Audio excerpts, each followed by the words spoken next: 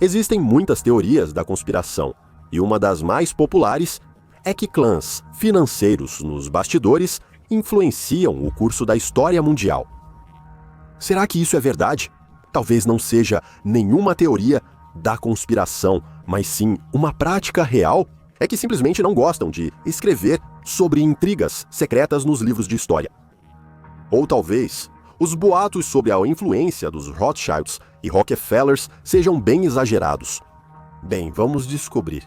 Afinal, analisando como os fluxos financeiros se moviam há séculos e as personalidades que os impulsionavam, podemos ver como as ações deles ainda são sentidas nos dias de hoje.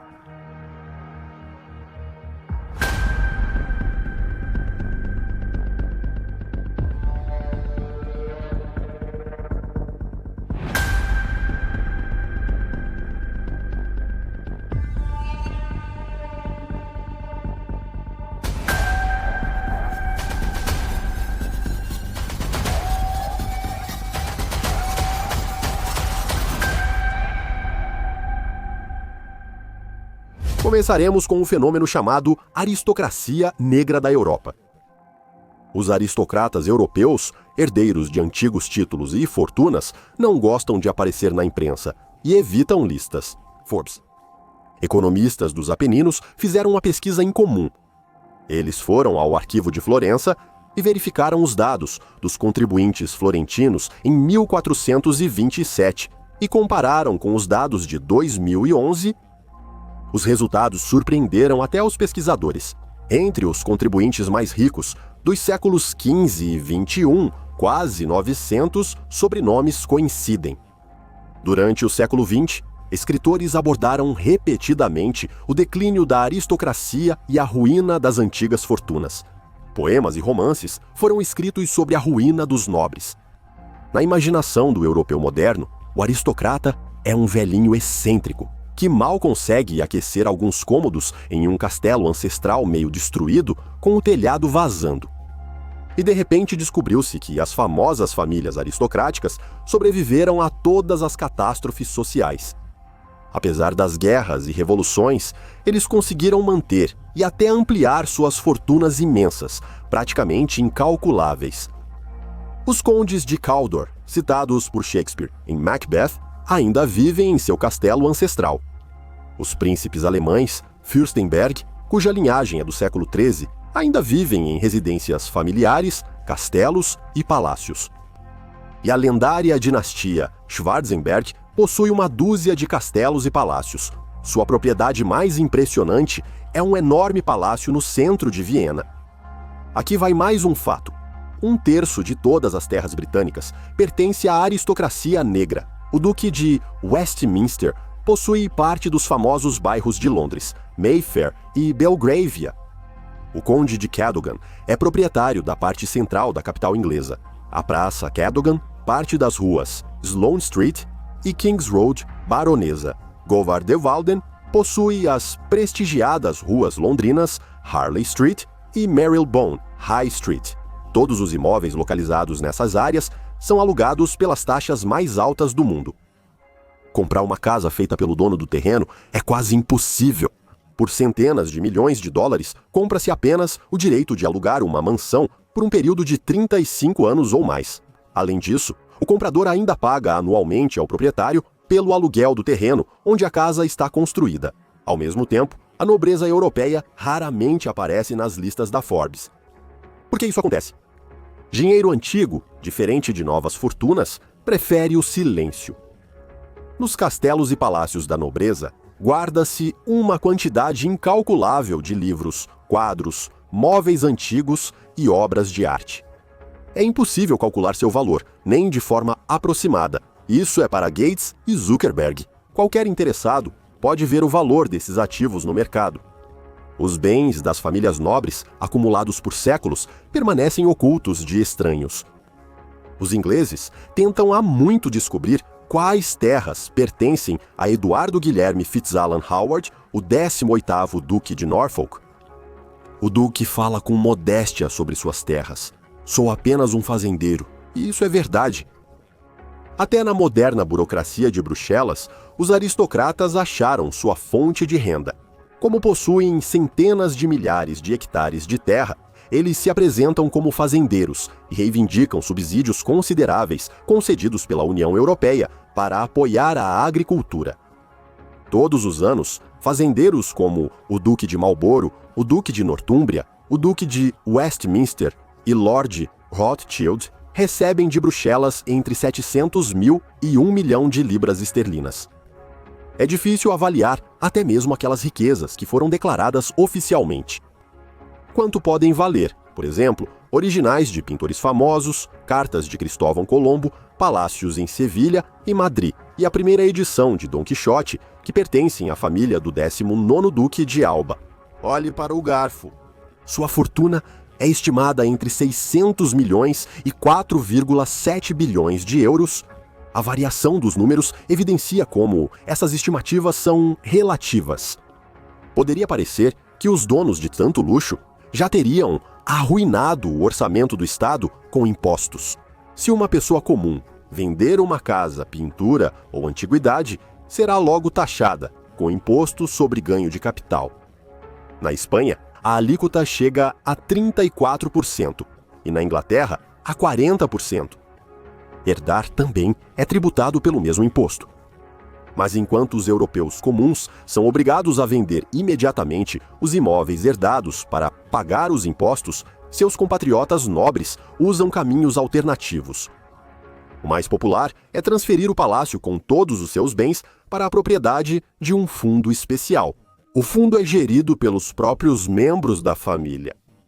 Assim, novas gerações herdam propriedades valiosas sem pagar nada ao orçamento.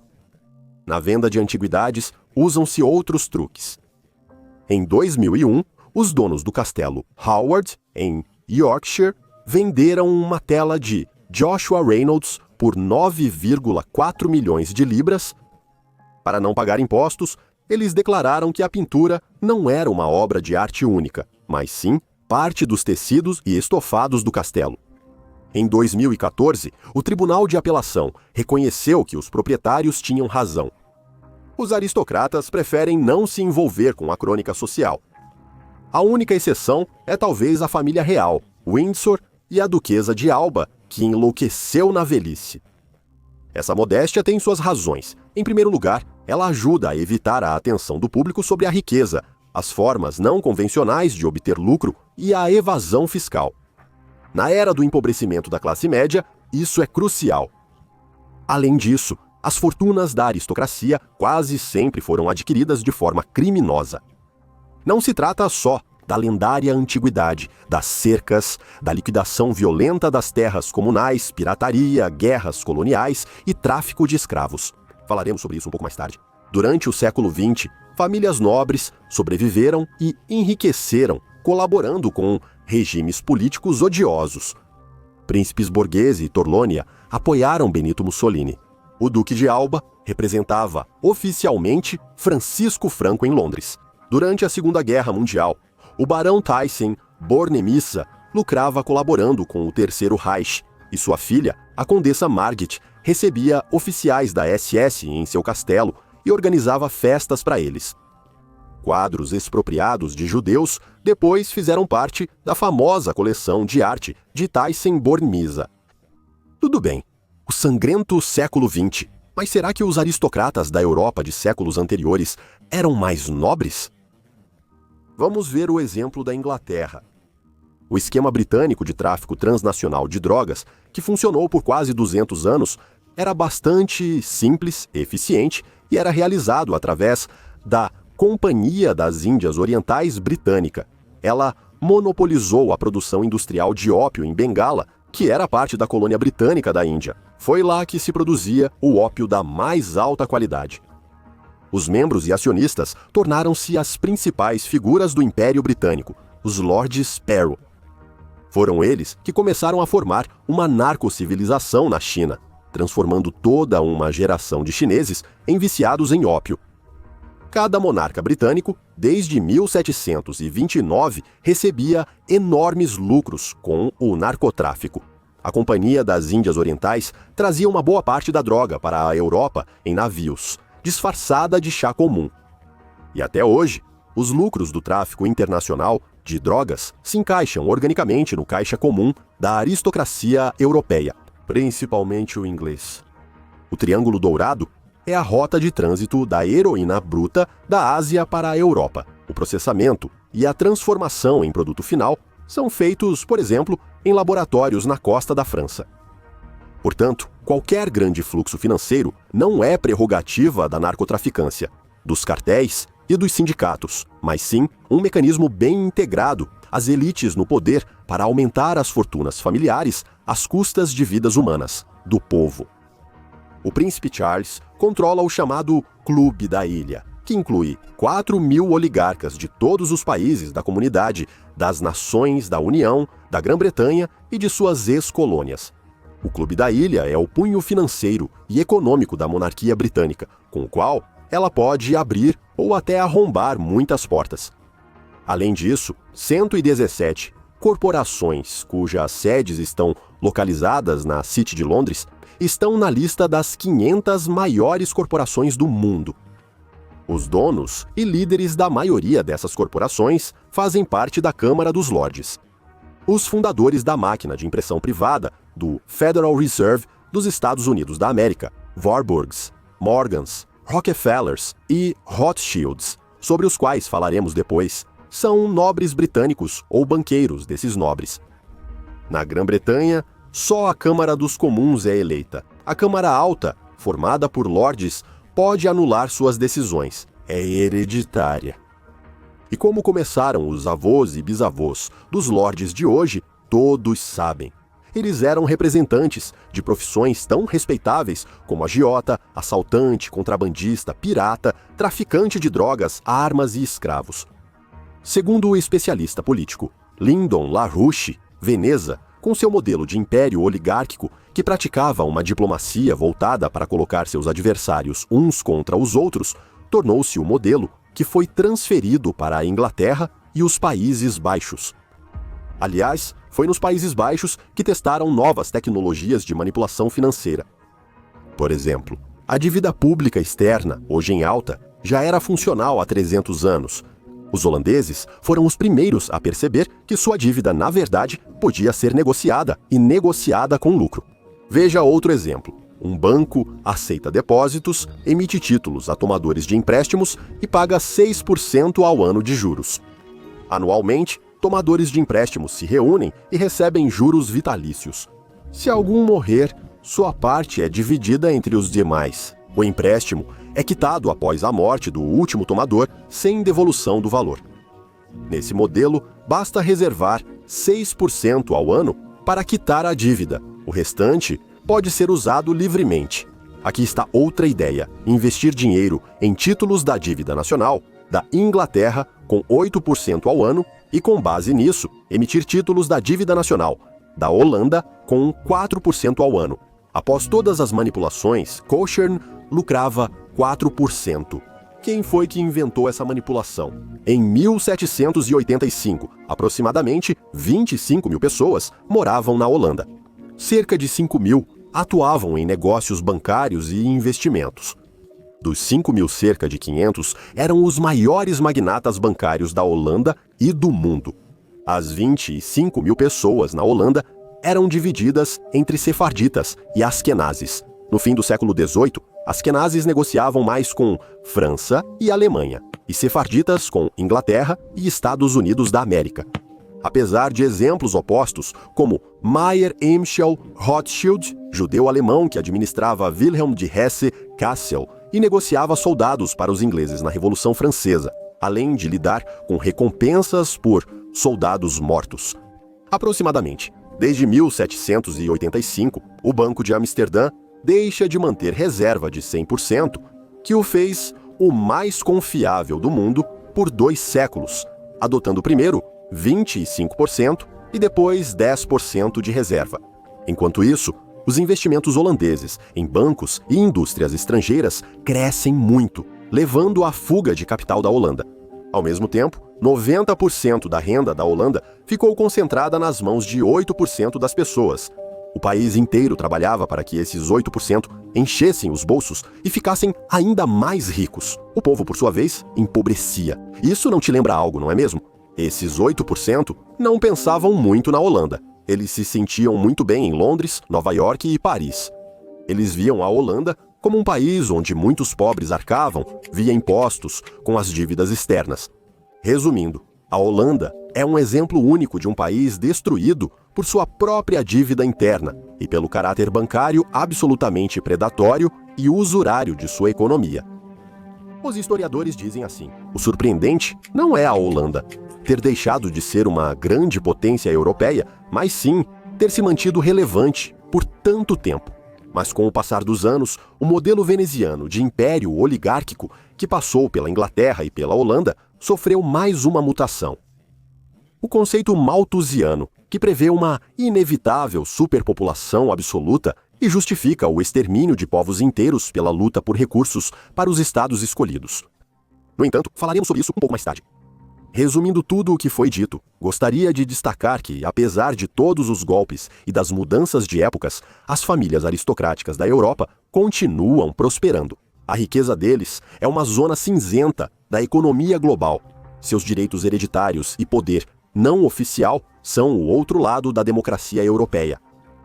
Como disse Walter Rathenau, fundador da General Electric, em 1909 300 pessoas, todas se conhecendo, controlam o destino econômico da Europa e escolhem seus sucessores dentro do próprio círculo. A única coisa que pode atrapalhar os aristocratas hoje é a opinião pública e a exposição. O velho dinheiro, como dizem, prefere silêncio. Bem, vamos continuar quebrando esse silêncio com a nossa história. E vamos dar uma olhada mais de perto na City de Londres. Não faz muito tempo, em fevereiro, aconteceu uma sessão do Tribunal Internacional do Grande Júri, o Tribunal da Opinião Pública, conhecido como Nuremberg II-A. Não dá para dizer que seja uma estrutura oficial poderosa como o Tribunal de Haia. O status desse segundo Nuremberg é mais parecido com o de uma conferência pública. Um grupo de advogados, liderado pelo famoso advogado alemão Dr. Rainer Füllmich, estabeleceu como objetivo interromper as ações criminosas de funcionários de governos e organizações internacionais, assim como de representantes do setor empresarial, cometidas e que continuam sendo cometidas sob o pretexto de combate à pandemia. Na primeira fase, 6 suspeitos de crimes foram identificados: o virologista alemão Christian Drosten, o conselheiro médico Anthony Fauci, o chefe da Organização Mundial da Saúde, Tedros Ghebreyesus, Bill Gates, o conglomerado financeiro BlackRock e a farmacêutica Pfizer. Tudo isso poderia parecer mais uma reunião de teóricos da conspiração se não fosse por um detalhe. Um dos palestrantes foi o inglês Alex Thompson, ex-oficial do Serviço de Comunicações do governo britânico, que fez uma análise da história da preparação do plano da Grande Reinicialização, iniciado um século antes de Schwab. Quase um século e meio atrás, no Reino Unido, o palestrante se apresentou assim: "Meu nome é Alex Thompson. Por 8 anos, fui oficial do Serviço de Inteligência de Comunicações britânico, parceiro da Agência de Segurança Nacional. Lá, fui secretário para assuntos da antiga União Soviética e decifrava materiais interceptados em todos os idiomas, incluindo russo e alemão. Na segunda metade desse período, também integrei um grupo interdisciplinar sobre ameaças químicas, biológicas, radiológicas e nucleares." E então, ele disse palavras que chocaram muitos, que foram as seguintes: a City de Londres, centro financeiro do Império Britânico, domina o mundo. A City de Londres possui status jurídico especial, distinto dos outros 32 distritos e não integra a Grande Londres. Seus privilégios foram garantidos ainda na Magna Carta de 1215. E sua autonomia nunca foi contestada. Segundo um oficial dos serviços secretos ingleses, ele frequentemente controlou a coroa britânica e vastos territórios. Por volta de 1870, o capital financeiro da City domina o mundo, controlando a Grã-Bretanha e toda a comunidade britânica. O órgão de poder da City de Londres é o Conselho Privado. Um dos bancos mais poderosos da City de Londres, o Hong Kong and Shanghai Banking Corporation remonta à época do comércio de ópio chinês. O Hong Kong and Shanghai Banking Corporation e outros bancos da City estiveram envolvidos em negócios sujos desde o início. Seus diretores e donos eram criminosos notórios. Desde o início, o domínio do capital financeiro da City se baseava em dinheiro, dívidas e no financiamento do comércio criminoso de ópio, escravos e armas. Mesmo naquela época, os magnatas da City sabiam que o poder do dinheiro era temporário e precisavam pensar no futuro. O poder financeiro deveria ser substituído por um poder baseado na superioridade intelectual dos governantes anglo-saxões sobre todos os povos, inclusive o seu próprio, na capacidade de controlar a consciência das massas e em limitar as possibilidades de outros povos usufruírem dos frutos do progresso científico e tecnológico. John Ruskin, escritor, artista e teórico da arte inglês, teve papel importante na reestruturação da psicologia e ideologia de Londres como centro mundial. Ensinando em Oxford, ele pregava da cátedra universitária a doutrina de que a elite britânica tinha a obrigação de exportar sua visão de mundo para todos os países do mundo. Seu aluno e seguidor foi Cecil Rhodes, futuro ideólogo do imperialismo britânico, que ficou riquíssimo com a extração de diamantes na África do Sul. Em 1891, ele criou na Grã-Bretanha uma sociedade secreta chamada Mesa Redonda, para preparar e implementar o plano de estabelecer a dominação britânica sobre o mundo. Mais tarde, ao redor desse núcleo secreto, foram criadas organizações do Segundo Círculo, grupos da Mesa Redonda, que abrangiam os Estados Unidos da América e mais 7 países. Foi criado o Fundo de Bolsas de Estudos Rhodes para preparar estudantes capazes de implementar a política do Reino Unido em diferentes países e continentes. O recrutamento de jovens promissores ocorria em Oxford, Cambridge e outras universidades britânicas.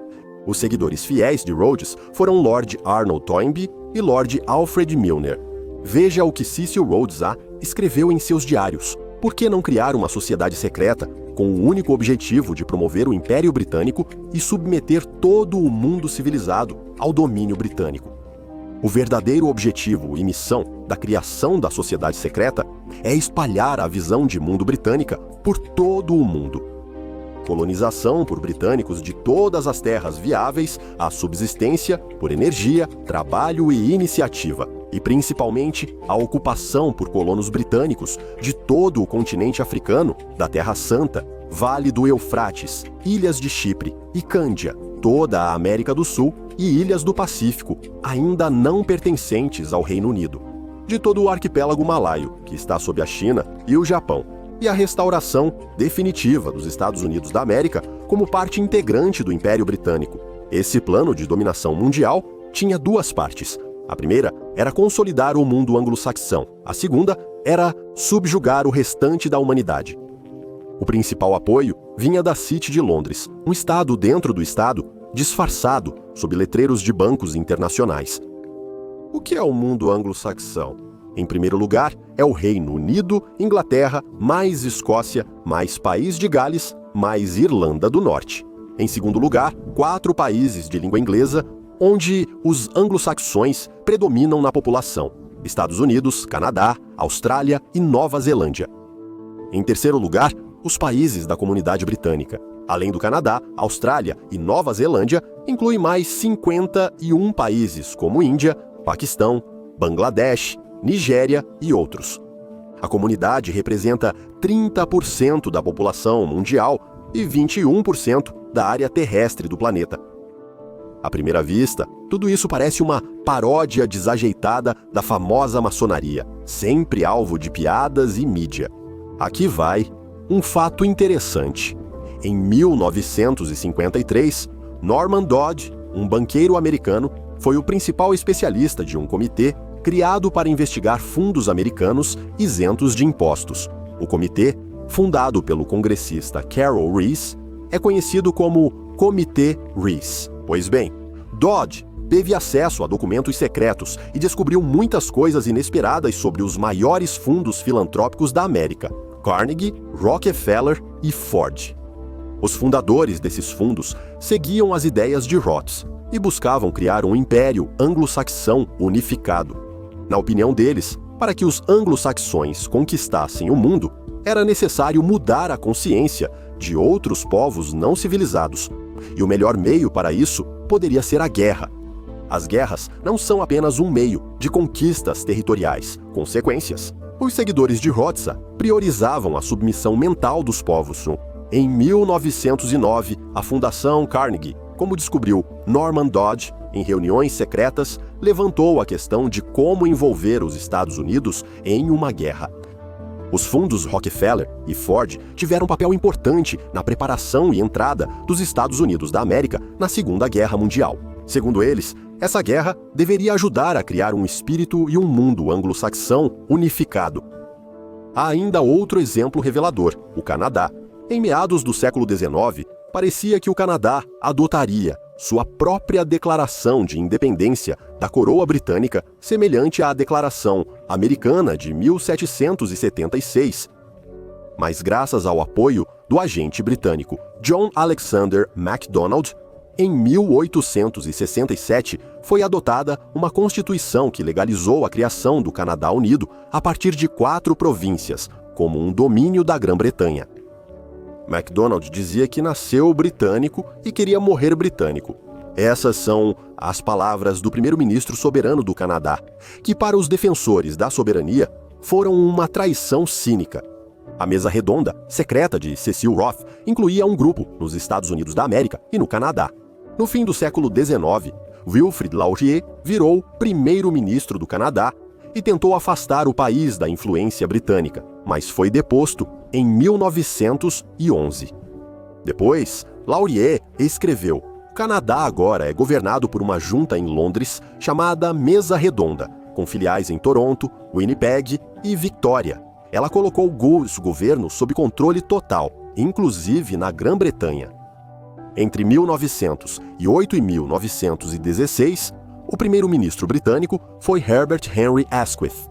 Depois, ele foi substituído por David Lloyd George, que recebeu ordens sobre as condições do Tratado de Paz de Versalhes. O principal representante dos conspiradores da Mesa Redonda era o Lord Milner, ligado a Lloyd George. Nos Estados Unidos da América, era o coronel Edward Mandell House, ligado a Woodrow Wilson. O presidente Franklin Roosevelt conheceu Bernard Baruch, de quem falaremos em breve. Baruch também orientou o presidente Truman. O que isso significa? Londres conseguiu colocar os Estados Unidos da América sob seu controle. Claro, essa questão não é tão simples quanto parece. Os Estados Unidos da América geralmente lideram os indicadores econômicos, mas esse fato óbvio costuma ser ignorado. No lugar do Império Colonial Britânico, na segunda metade do século XX, surgiu outro império invisível. Você adivinhou como ela se chama? Correto, a offshore. A maioria das jurisdições offshore independentes é controlada por Londres, City de Londres e Banco da Inglaterra, e também não levam em conta nem subestimam o papel das sociedades secretas do Velho Albion e dos serviços secretos britânicos. Esses 5 países, Reino Unido, Estados Unidos da América, Canadá, Austrália e Nova Zelândia, têm desde 1930 uma inteligência consolidada, chamada 5 olhos. Ou, por exemplo, existem ainda os agentes da coroa, uma estrutura com uma longa e obscura história. É uma ferramenta para controlar a infraestrutura das colônias do Império. Essa rede global, secreta, tem uma ponta do iceberg pública, o Fundo dos Agentes da Coroa, CONTU. Como sempre, essa organização não governamental, aparentemente inofensiva, fundou várias estruturas empresariais. Os membros do Fundo dos Agentes da Coroa incluem o Standard Chartered Bank, um dos bancos mais antigos e influentes da City de Londres, a Corporação Internacional Unilever, a Câmara de Comércio Internacional do Reino Unido, assim como a Transparência Internacional, a Sociedade Real da Commonwealth, o Conselho dos Países do Caribe e muitas outras estruturas e organizações. A geografia das atividades da Crown Agents e sua estrutura empresarial vai muito além da Commonwealth britânica. Inclusive, essa agência da coroa britânica está presente também em algumas ex-repúblicas soviéticas. As atividades da organização são chamadas de serviços de consultoria. Esses serviços abrangem saúde, agricultura, comércio exterior, alfândega, setor bancário e comércio interno. Os funcionários da Crown Agents colocam seus próprios agentes em cargos-chave nas estruturas estatais e transformam alguns cidadãos locais em seus aliados. Até o fim do século XX, a expansão anglo-saxônica mundial era liderada pelos recursos financeiros dos bancos da City de Londres. Eles trabalhavam na preparação de guerras, revoluções, crises econômicas e outros abalos. Hoje, as conquistas territoriais do tipo antigo ficam em 10º plano. O dinheiro como meio está em 2º, mas nem sempre foi assim. Houve um tempo em que o dinheiro ocupava o 1º lugar. Por exemplo, na formação do clã Rothschild, parece que esse clã é tão poderoso, sua influência é tão grande que ele pode até desligar esta tela, e então ele começará a rachar. Mas antes de passar para a narrativa sobre as ações dessa família e seu fundador, um pouco de informação introdutória. Mayer Amschel nasceu há 280 anos em Frankfurt, no ano de 1744, seu primeiro banco, que era uma loja de antiguidades onde se podia trocar dinheiro, ele fundou ali mesmo. Mayer se casou com Gutel Schnapper aos 27 e ela tinha 17 anos. Depois, seus 5 filhos, Amschel, Salomon, Nathan, Carman e Jacob, continuaram seu trabalho nos maiores centros financeiros da época: Frankfurt, Viena, Paris, Nápoles e Londres. Esse grupo de 5 fincou raízes firmes no mundo. Mayer Amschel teve 5 filhas: Janete, Isabella, Babette, Gulli e Henrietta, cujos maridos não podiam participar dos negócios da família, apenas trabalhar nela. Também, ao citar Rothschild, Mayer Amschel e seus atos contra a humanidade, é relevante mencionar as ações de todo o clã, formado por centenas de pessoas, pois os valores familiares e a missão dessa linhagem ainda hoje unem centenas de parentes em um só todo. O patriarca dos Rothschild faleceu em 1812. Antes de morrer, ele fez um acordo de parceria e um testamento, definindo princípios para a futura gestão do negócio familiar. Aqui estão as instruções eloquentes de Rothschild para seus filhos. Primeiro, apenas membros da família devem ocupar cargos importantes nos negócios. Somente descendentes do sexo masculino podem participar dos negócios e apenas herdeiros diretos do sexo masculino podem herdar. O filho mais velho vira chefe da família, salvo se os irmãos, por unanimidade, decidirem diferente. Em segundo lugar, os homens da família devem se casar com suas primas de 2º ou 3º grau, para que o patrimônio acumulado permaneça dentro da família e sirva ao bem comum. As filhas devem se casar com aristocratas, mantendo sua fé. Em terceiro lugar, em nenhuma circunstância se deve descrever os bens da família, nem divulgar o tamanho do patrimônio, nem mesmo em tribunal ou testamento. Conflitos entre irmãos devem ser resolvidos em família para manter a união do lar. Em quarto lugar, grandes fortunas gostam de silêncio. Vale ressaltar que até hoje os Rothschild seguem esse último conselho. Afinal, os membros da família não se destacam por uma riqueza fabulosa, pelo menos oficialmente, mas sobre a influência da família circulam lendas. Agora, vamos mostrar a realização mais grandiosa dentre todas as ações realizadas pelos representantes da família Rothschild: criar um Estado judeu.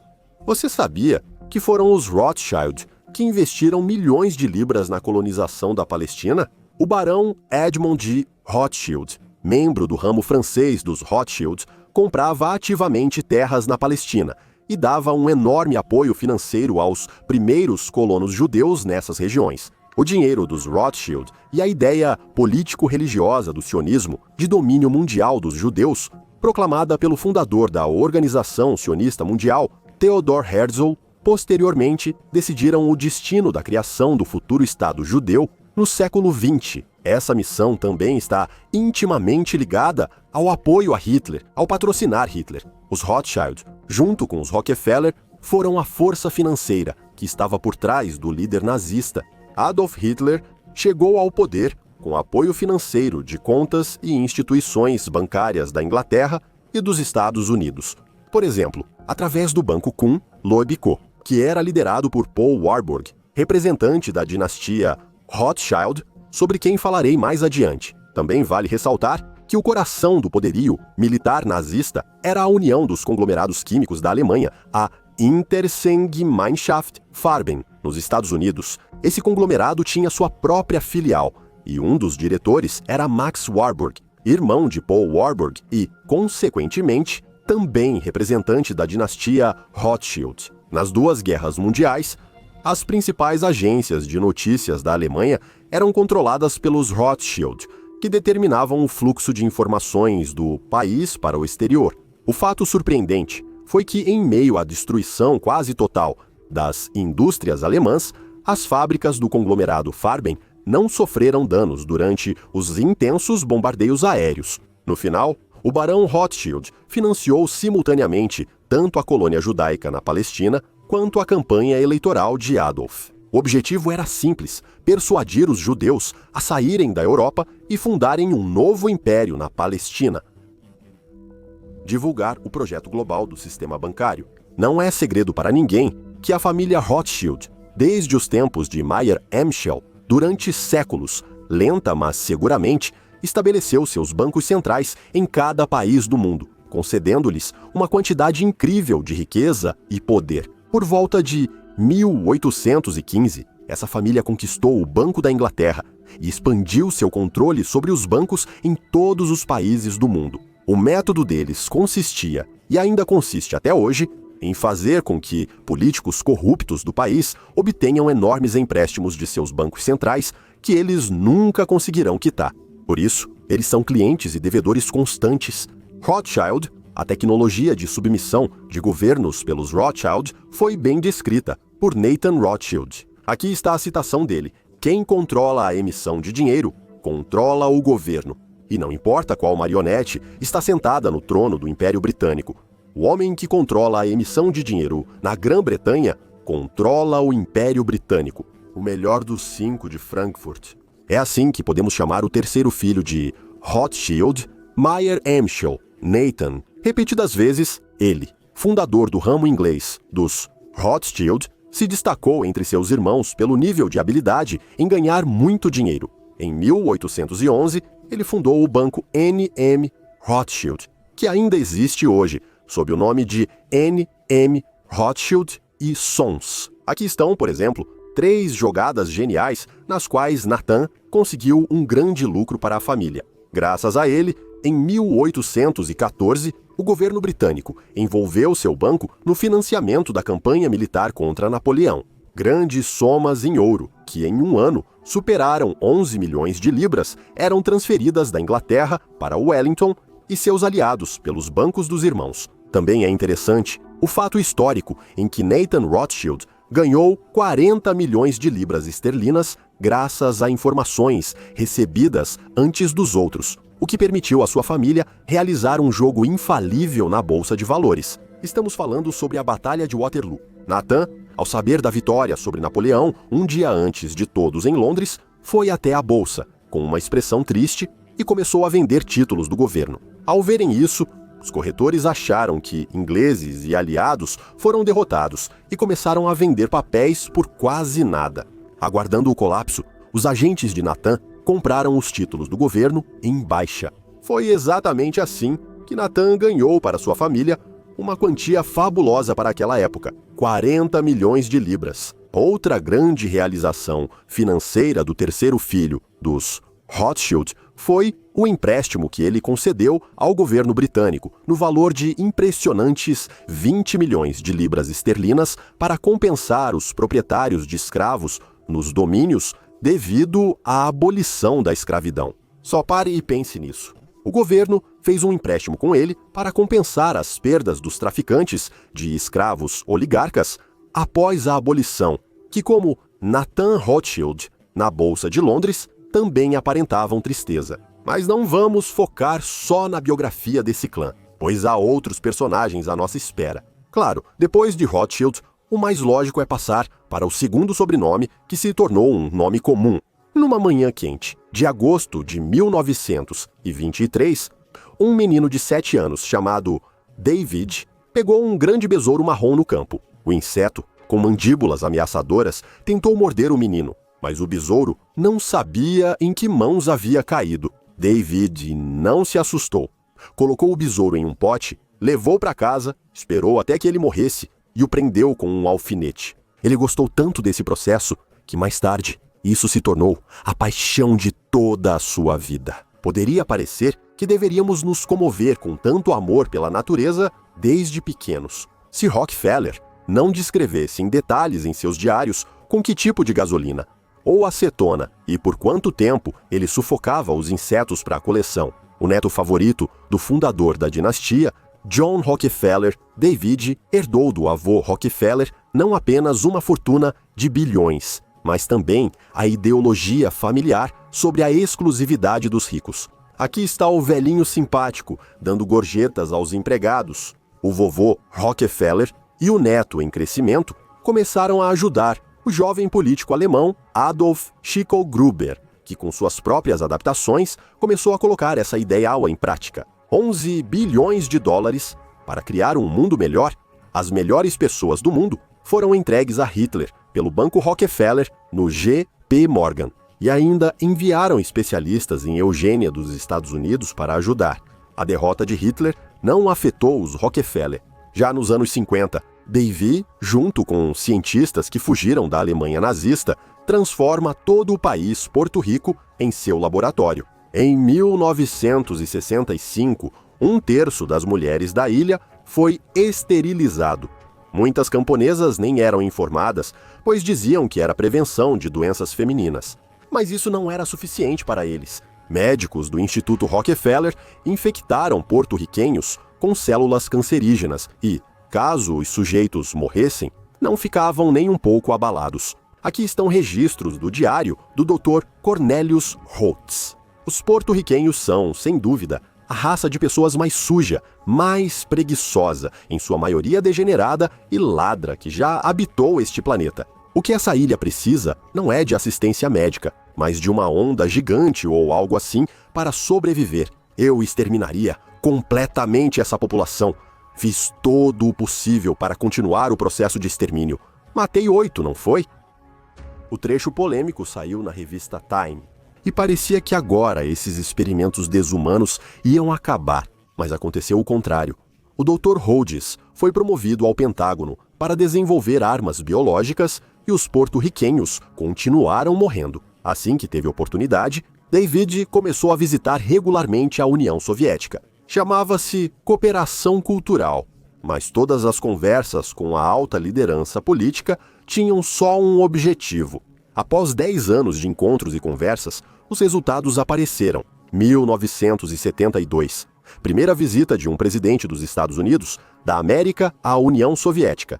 Nixon encontra Brezhnev e assina acordos para reduzir armas ofensivas e limitar sistemas antimísseis. E também intercâmbio científico, cultural e tecnológico. Detente, é assim que os historiadores vão chamar esse período. Mas não, isso é negócio, responderia David Rockefeller para eles. Por trás das declarações políticas grandiosas, ninguém vai perceber que os Rockefeller foram autorizados a entrar no setor de extração de petróleo da União Soviética. Os soviéticos também compraram $1 bilhão em grãos dos Estados Unidos da América. Em 1973, no centro de Moscou, será inaugurado o primeiro escritório do Banco Chase dos Rockefeller. O bilionário descreve em detalhes em suas memórias como foi comemorada em grande estilo a inauguração do primeiro escritório. Para a recepção de gala no Hotel Metropol, foi convidado cada funcionário comunista de Moscou.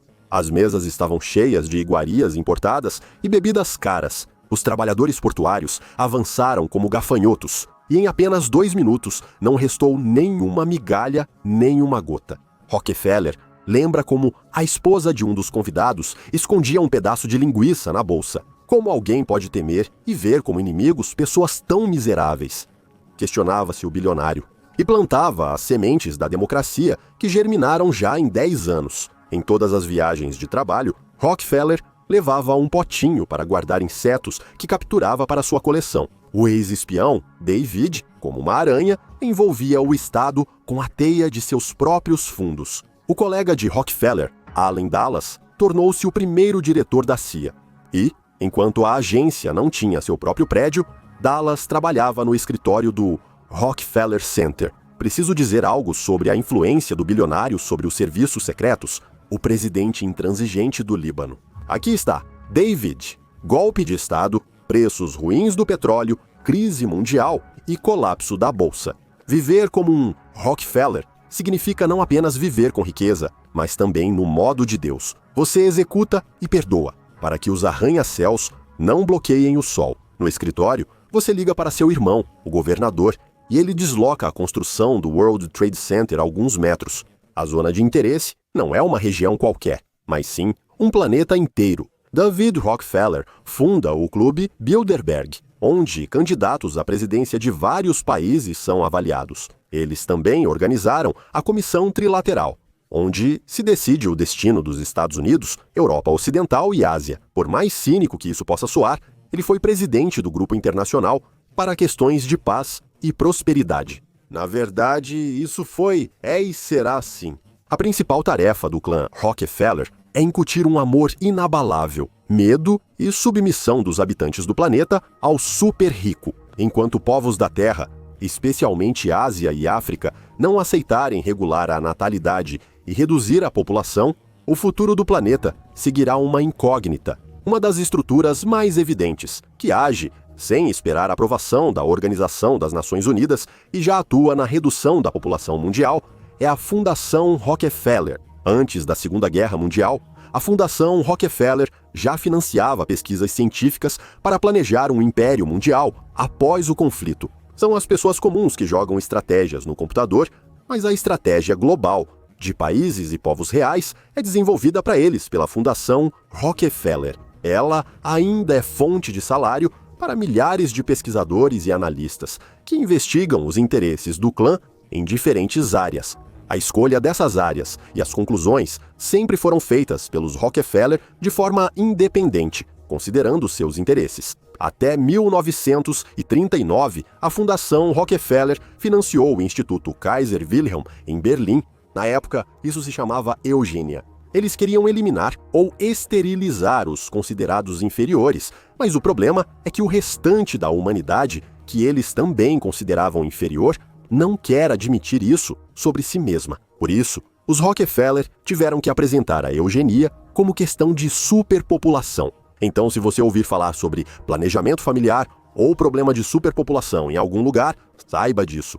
Governantes usam essas palavras para substituir o termo mais leve de política de despovoamento e eliminação de pessoas consideradas desnecessárias. Afinal, já na década de 1950, com a ajuda da Fundação Rockefeller, foi criado o Conselho de População para controlar a taxa de natalidade no planeta. Não existe nenhuma crise que não seja vantajosa para eles. Claro, afinal, são eles que as organizam. O 1973 foi organizado pelo Grupo Bilderberg, criado pelos Rockefeller nos anos 50. A culpa pela crise foi atribuída aos cheques árabes do petróleo, e assim, os bancos dos Rockefeller se tornaram os maiores do mundo.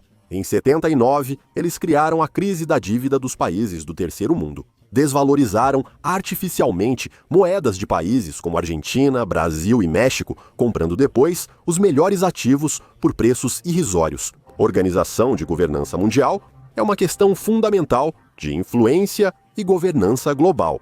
A discussão sobre os malefícios ou benefícios aqui é apenas um lado da moeda. Não é menos importante o controle global sobre os alimentos do planeta. E conquistar o mercado alimentício é mais fácil usando sementes mutantes descartáveis. Para replantar, será necessário comprá-las novamente. Há pouco tempo, as maiores corporações agroindustriais do mundo foram unidas. Por causa do vazamento de informações, Monsanto e Syngenta ganharam má reputação. Essas corporações, após a fusão, se transformaram nas bondosas Bayer e QuickChina. Eles também fundiram as empresas Dow Químicos e DuPont. Dessa forma, agora apenas 3 gigantescas corporações transnacionais no mundo controlam a maior parte da pirâmide alimentar humana. Um dos exemplos mais marcantes da atitude em relação à biomassa humana, a qual essas corporações alimentam com este ou aquele produto, é o glifosato. Herbicidas à base de glifosato começaram a ser usados na agricultura desde a década de 1970 por iniciativa da polêmica Monsanto, que com razão pode ser chamada de a principal corporação de monstros do planeta. Logo, começaram a aparecer manchas amarelas nos campos verdes. A síndrome da morte súbita afetava até 40% da colheita. O herbicida eliminava ervas daninhas e plantas cultivadas. A ajuda da corporação veio de um lado inesperado, dos cientistas geneticistas. Os métodos de engenharia genética ajudaram a Monsanto a desenvolver variedades transgênicas de culturas agrícolas resistentes ao glifosato. Os genes do escorpião e do linguado foram muito úteis.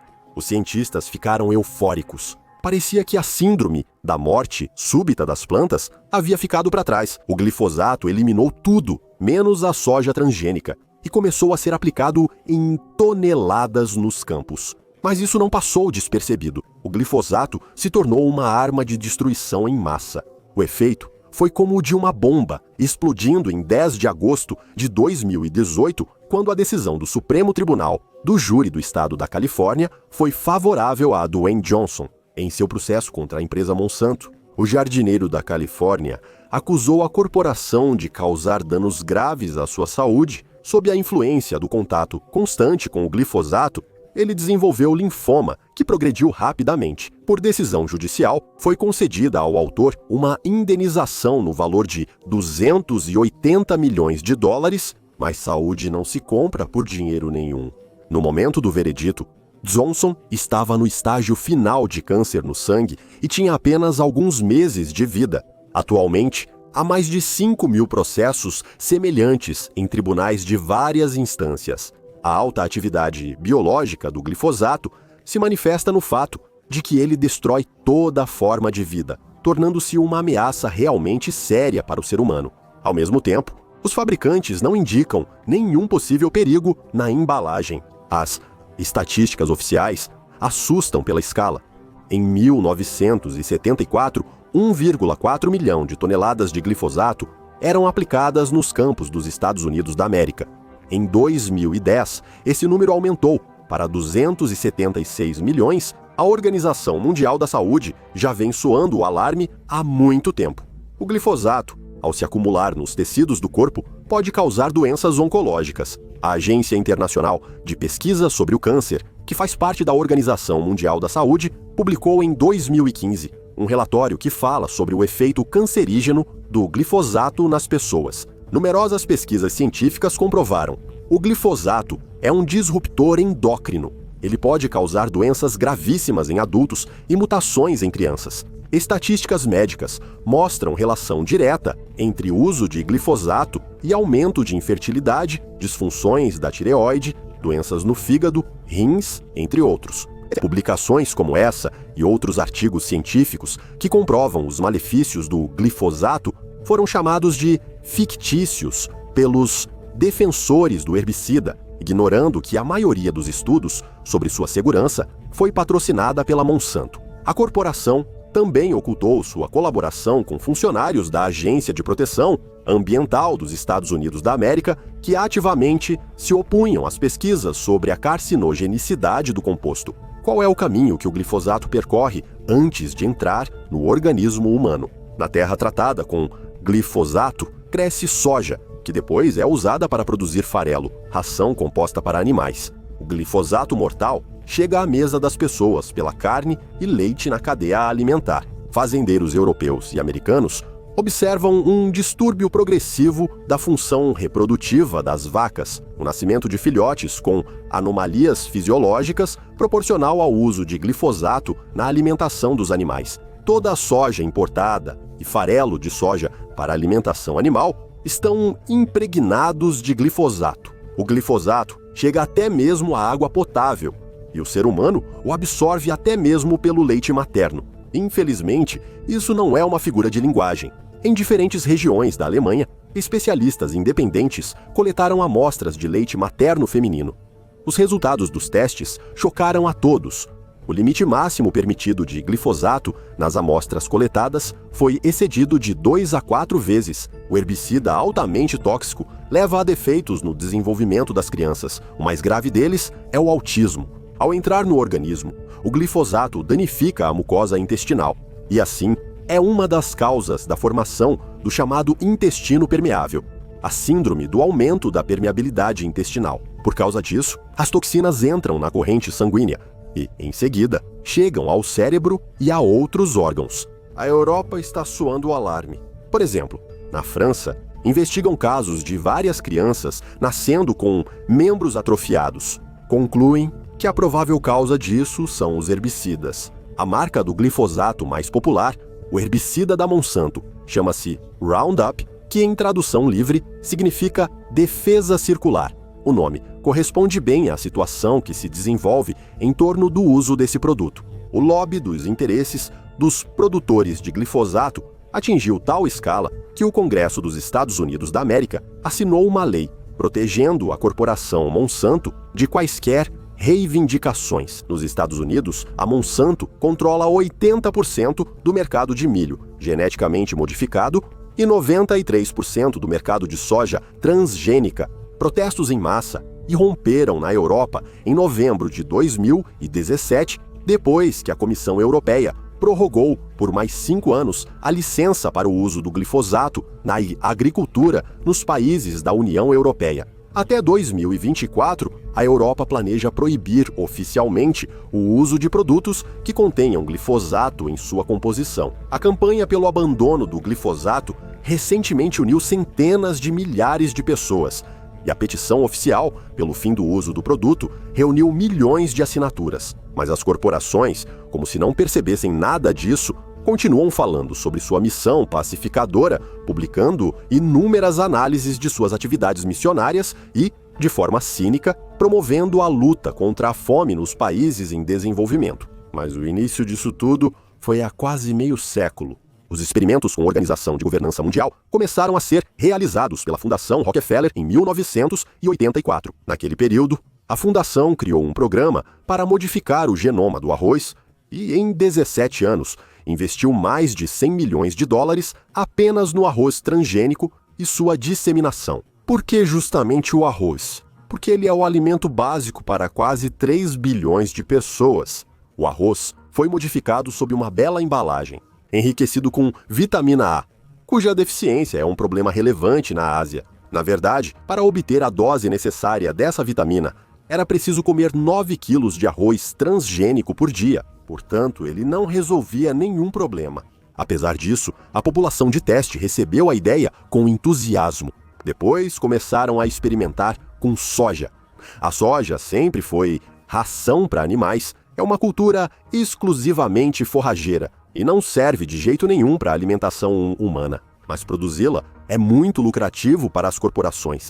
Por isso, depois de um tempo, eles convenceram as pessoas de que a proteína de soja poderia substituir outros tipos de proteína. Assim, a soja também virou alimento humano. O que mais eles faziam? Por exemplo, eles patentearam uma variedade de girassol com alto teor de ácidos oleicos e deram a entender ao mundo inteiro que agora o desenvolvimento de qualquer outra variedade com alto teor de ácidos oleicos violaria seus direitos autorais. Aqui está um pequeno exemplo da história recente. Após a guerra no Iraque, o Fundo Monetário Internacional assumiu o controle lá, o que permitiu que, em apenas alguns anos, toda a indústria alimentícia do Iraque fosse convertida para sementes transgênicas. A Fundação Rockefeller tomou posse dos maiores bancos genéticos. No Iraque, o Banco Genético de Arroz nas Filipinas. Eles estão sob a administração fiduciária deles. Parece bonito, mas isso permite que eles peguem sementes desses bancos, modifiquem e as patenteiem, tornando-as propriedade deles. Alguns cientistas honestos alertam sobre a ameaça que os Organização de Governança Mundial representam para a biodiversidade do planeta, mas isso não afeta muito a promoção global das tecnologias Organização de Governança Mundial. Porque, em primeiro lugar, a Fundação Rockefeller tem milhares de outros cientistas comprados que simplesmente inundam esses amantes da verdade com materiais positivos. Além disso, como criaram seus próprios depósitos do juízo final, não veem ameaça pessoal à biodiversidade. Eles preservaram tudo para si mesmos. Se houver tal necessidade, a Fundação Rockefeller vai vender tudo isso para o resto do mundo. Assim como na infância, o fundador da dinastia vendia doces para suas irmãs. Mas será que os Rothschild e os Rockefeller, que estão tão visíveis, são realmente os principais vilões do planeta? Há alguns anos, ficou conhecido que foi criado um único truste internacional entre os Rothschild e os Rockefeller. Esse fato intrigou analistas, já que o século XX inteiro foi marcado pela rivalidade entre essas famílias. A versão oficial é a seguinte: dois clãs se unem para sobreviver às ondas da crise econômica mundial. Mas o que realmente aconteceu?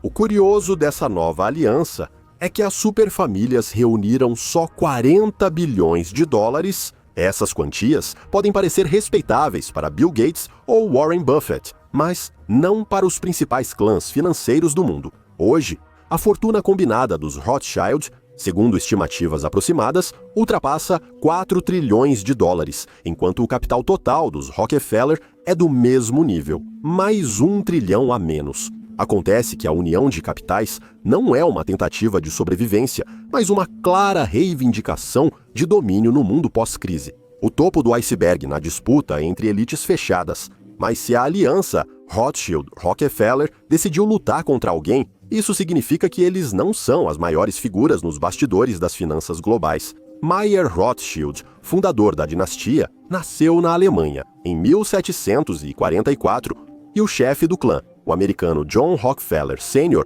quase 100 anos depois. E se essas são famílias relativamente jovens do ponto de vista histórico, então quem comandava o planeta quando os Rothschild-Rockefeller ainda eram crianças? Talvez a família cujos membros fundaram seu banco, o Chartered Bank, algumas centenas de anos antes, ainda em 1613. Em 1881, a família Baruch se muda para Nova York e o jovem Bernard entra no City College, onde, após se formar, trabalha como corretor na Bolsa de Valores de Nova York.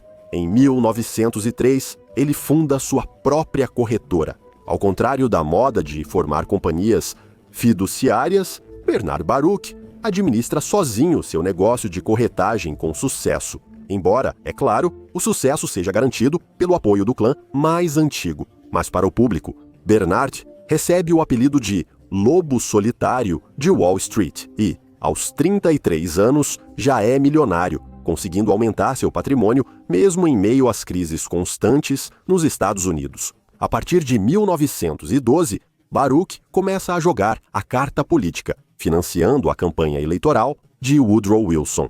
Em agradecimento pelo apoio, Wilson o coloca no Departamento de Defesa Nacional. Durante os anos da Primeira Guerra Mundial, Baruch se torna chefe do Comitê Militar Industrial dos Estados Unidos da América e impulsiona a engrenagem do aumento de armamentos, o que permite superar, por algum tempo, uma série de crises na economia do país. Foi Baruch, como conselheiro do presidente, quem convenceu Wilson a apoiar a ideia de criar o Federal Reserve, e desde 1913, o governo dos Estados Unidos da América delega os poderes de emissão de notas de dólar a uma estrutura comercial, o Sistema da Reserva Federal. Após a Revolução na Rússia, Baruch, de repente, se torna um defensor da cooperação com a União Soviética. Junto com Hammer e Harriman, Lenin o convida para a reconstrução da economia nacional do país dos sovietes. Algumas das primeiras fábricas construídas pelos americanos na Rússia nas décadas de 1920 e 1930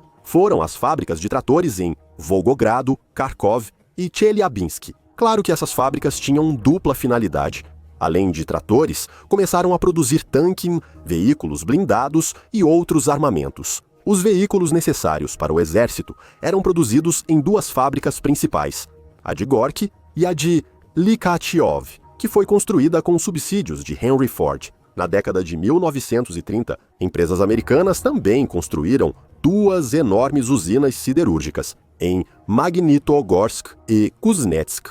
Prevendo a situação mundial, Baruch e banqueiros americanos e britânicos aliados a ele fazem uma manobra criativa no fim dos anos 30. Ele consegue reorientar a economia americana para atender ao complexo militar-industrial por meio de seu colapso artificial e mergulho em uma situação de crise. Ele demonstra suas ações a um político britânico bastante promissor, Winston Churchill, a quem convida para a América sob o pretexto de dar palestras. 1929. Em 24 de 1929, durante o colapso da Bolsa de Nova York, Baruch leva Churchill a Wall Street enquanto uma multidão tumultuava em frente ao prédio. Ele conta a Churchill que já havia deixado o mercado de ações um ano antes do colapso. Vendeu todas as ações e comprou títulos do governo dos Estados Unidos da América, garantindo a preservação do capital contra a desvalorização. Isso causou uma grande impressão em Churchill, e desde então, a amizade dele com Baruch passou a ter não apenas um caráter pessoal, mas também traços de uma parceria estratégica. Baruch e Churchill foram os principais organizadores do plano para fortalecer e depois colocar a Alemanha e União das Repúblicas Socialistas Soviéticas em confronto direto. No mesmo ano de 1933, os Estados Unidos da América estabelecem relações diplomáticas plenas com a União das Repúblicas Socialistas Soviéticas e Bernard Baruch, junto com destacados políticos americanos, recebe os representantes soviéticos Maxim Litvinov e Evgeny Rosengoltz na América para elaborar uma linha de conduta conjunta. Após a Revolução, Litvinov foi enviado como representante bolchevique a Londres e, em dezembro de 1917, escreveu uma carta de recomendação incomum ao diplomata e espião britânico Lockhart. Sobre Trotsky, considero sua permanência na Rússia útil para nossos interesses. Mais um detalhe sobre Litvinov. Em 1939, poderia parecer que Iosif Vissarionovich Stalin detinha todo o poder no país. Mas aí está o problema. Foi revelada a traição direta do então comissário do povo para assuntos estrangeiros, Litvinov, mais conhecido em certos círculos como Mayer Genok Moiseyevich Valak. O que as autoridades competentes e respeitadas faziam naquela época com traidores da pátria é bem conhecido. Eles eram punidos, às vezes de forma bastante severa e rápida. E o que poderia fazer o todo-poderoso Stalin, que, segundo as memórias dos contemporâneos, discursou em uma reunião do governo sobre a traição de Litvinov, Valaka, com dificuldade em manter a calma, mas nada de sério, pediu para Litvinov escrever uma carta de demissão por vontade própria e o colocou em prisão domiciliar na confortável dacha de Litvinov. E só isso. E o traidor também ficou confortável. Faleceu em 1951 com a idade honrosa de 75 anos. Acontece que nem mesmo Stalin podia ditar condições para essas pessoas. Mas vamos voltar a Baruch, cujos interesses não se limitavam ao teatro de operações militares europeu. Em 1934, em colaboração com o ministro das Finanças dos Estados Unidos da América, Henry Morgenthau, ele realizou uma operação sem precedentes para trocar as reservas de ouro da China por um monte de papéis na forma de títulos. Encurralado, Chiang Kai-shek, sofrendo uma derrota atrás da outra, concordou com essa troca. Como resultado, negociantes dos 100 toneladas de ouro em barras e grande quantidade de prata, joias e antiguidades, e Chiang Kai-shek, 250 folhas de papel e uma velhice tranquila na ilha de Taiwan. No início dos anos 40, Baruch já era bilionário, mas o auge dos dividendos de seus negócios ligados à política ocorreu durante os anos da Segunda Guerra Mundial e da corrida armamentista nuclear do pós-guerra. O ataque dos japoneses à base naval americana de Pearl Harbor em 1941 pode ter sido uma surpresa para alguns, mas não para Baruch. A oligarquia bancária pagou pelo fato de os Estados Unidos da América serem arrastados para a Segunda Guerra Mundial, e Baruch, em especial, lucrou muito com isso. Durante a Segunda Guerra Mundial, Baruch continuou a aconselhar o governo e exerceu uma forte influência na distribuição dos contratos militares do Estado. Bilhões de dólares financiavam as áreas sugeridas por eles. Em 1944, com a habilidade de Baruch e parceiros em Bretton Woods, a Europa pós-guerra e a União Soviética aceitaram o dólar como moeda de reserva mundial. Após a Segunda Guerra Mundial, Baruch passou a supervisionar o programa nuclear dos Estados Unidos da América e assumiu o controle da indústria atômica. Baruch deseja governar o mundo, a Lua e, talvez, Júpiter. Mas isso ainda vamos ver, registrou em seu diário o presidente Truman. Essa frase demonstra claramente quem realmente tomava as decisões importantes, e ao presidente só restava invejar, mas não podia se opor abertamente. Com o início da corrida armamentista, que trazia lucros fabulosos para os contratantes do complexo militar-industrial americano, Baruch controlava pessoalmente a produção da bomba atômica americana sob o lema: devemos avançar com a bomba atômica em uma mão e a cruz na outra. Após a demonstração do poder dos Estados Unidos da América com o bombardeio atômico das cidades japonesas de Hiroshima e Nagasaki, a União Soviética passou a tomar todas as medidas para restabelecer a paridade nuclear. Na situação que se formou, os Estados Unidos da América se apressaram, por um lado, em convencer a opinião pública mundial de suas intenções pacíficas e, por outro, realizaram uma manobra astuta com o objetivo de submeter ao controle americano o desenvolvimento da energia nuclear em todo o mundo. Claro, o iniciador de um plano tão grandioso não foi outro senão Baruch, que o presidente Harry Truman nomeou como representante dos Estados Unidos da América na Comissão de Energia Atômica da Organização das Nações Unidas, na primeira reunião, em 14 de junho de 1946, a delegação americana anunciou o Plano Baruch, que propunha a proibição total de armas nucleares. Externamente, o plano parecia ter objetivos nobres, mas previa a realização de inspeções internacionais pela Comissão de Energia Atômica da Organização das Nações Unidas, ao mesmo tempo em que concedia a ela poderes para adotar medidas coercitivas contra os infratores. O veto dos membros permanentes do Conselho de Segurança da Organização das Nações Unidas não valeria para as decisões dessa comissão. E foi aí que os planos de Baruch encontraram a desconfiança de Stalin, que entendia que sua implementação retardaria o avanço da União das Repúblicas Socialistas Soviéticas na criação de seu próprio potencial nuclear, necessário para garantir sua própria segurança. A delegação soviética, na Conferência da Organização das Nações Unidas, aproveitou o fato de que as propostas dos americanos divergiam fundamentalmente da Carta da Organização das Nações Unidas e de sua estrutura, e impôs o veto. E como tudo terminou para Baruch? Em nada. Desde 1949, iniciou-se uma corrida armamentista nuclear no mundo, junto ao desenvolvimento de táticas e estratégias de sabotagem ideológica, onde Bernard Baruch se sentia como peixe na água. Até a velhice, ele mesmo cuidava dos negócios. No fim da vida, os ativos das empresas e fundos sob seu controle somavam US$ 1 trilhão. É surpreendente, mas o mestre do destino não se escondia, era simples, conversava no parque e descobria sentimentos e desejos das pessoas. Além disso, não se via seguranças ao seu redor. Baruch descansou em paz. Em 1965, em um cemitério simples perto de Nova York, seu túmulo não tem cercas ou monumentos, só uma pequena lápide no gramado. Surpreendente é que hoje nada se sabe sobre os herdeiros da fortuna trilionária de Bernard Baruch, incluindo netos e bisnetos. Alguém com mão onipotente removeu todas as informações. Também não existem fotos coletivas do funeral de Bernard Baruch, já que nelas certamente estariam presentes seus sucessores, que não queriam aparecer. Não se sabe quem gerencia atualmente os enormes ativos do dono da fortuna trilionária.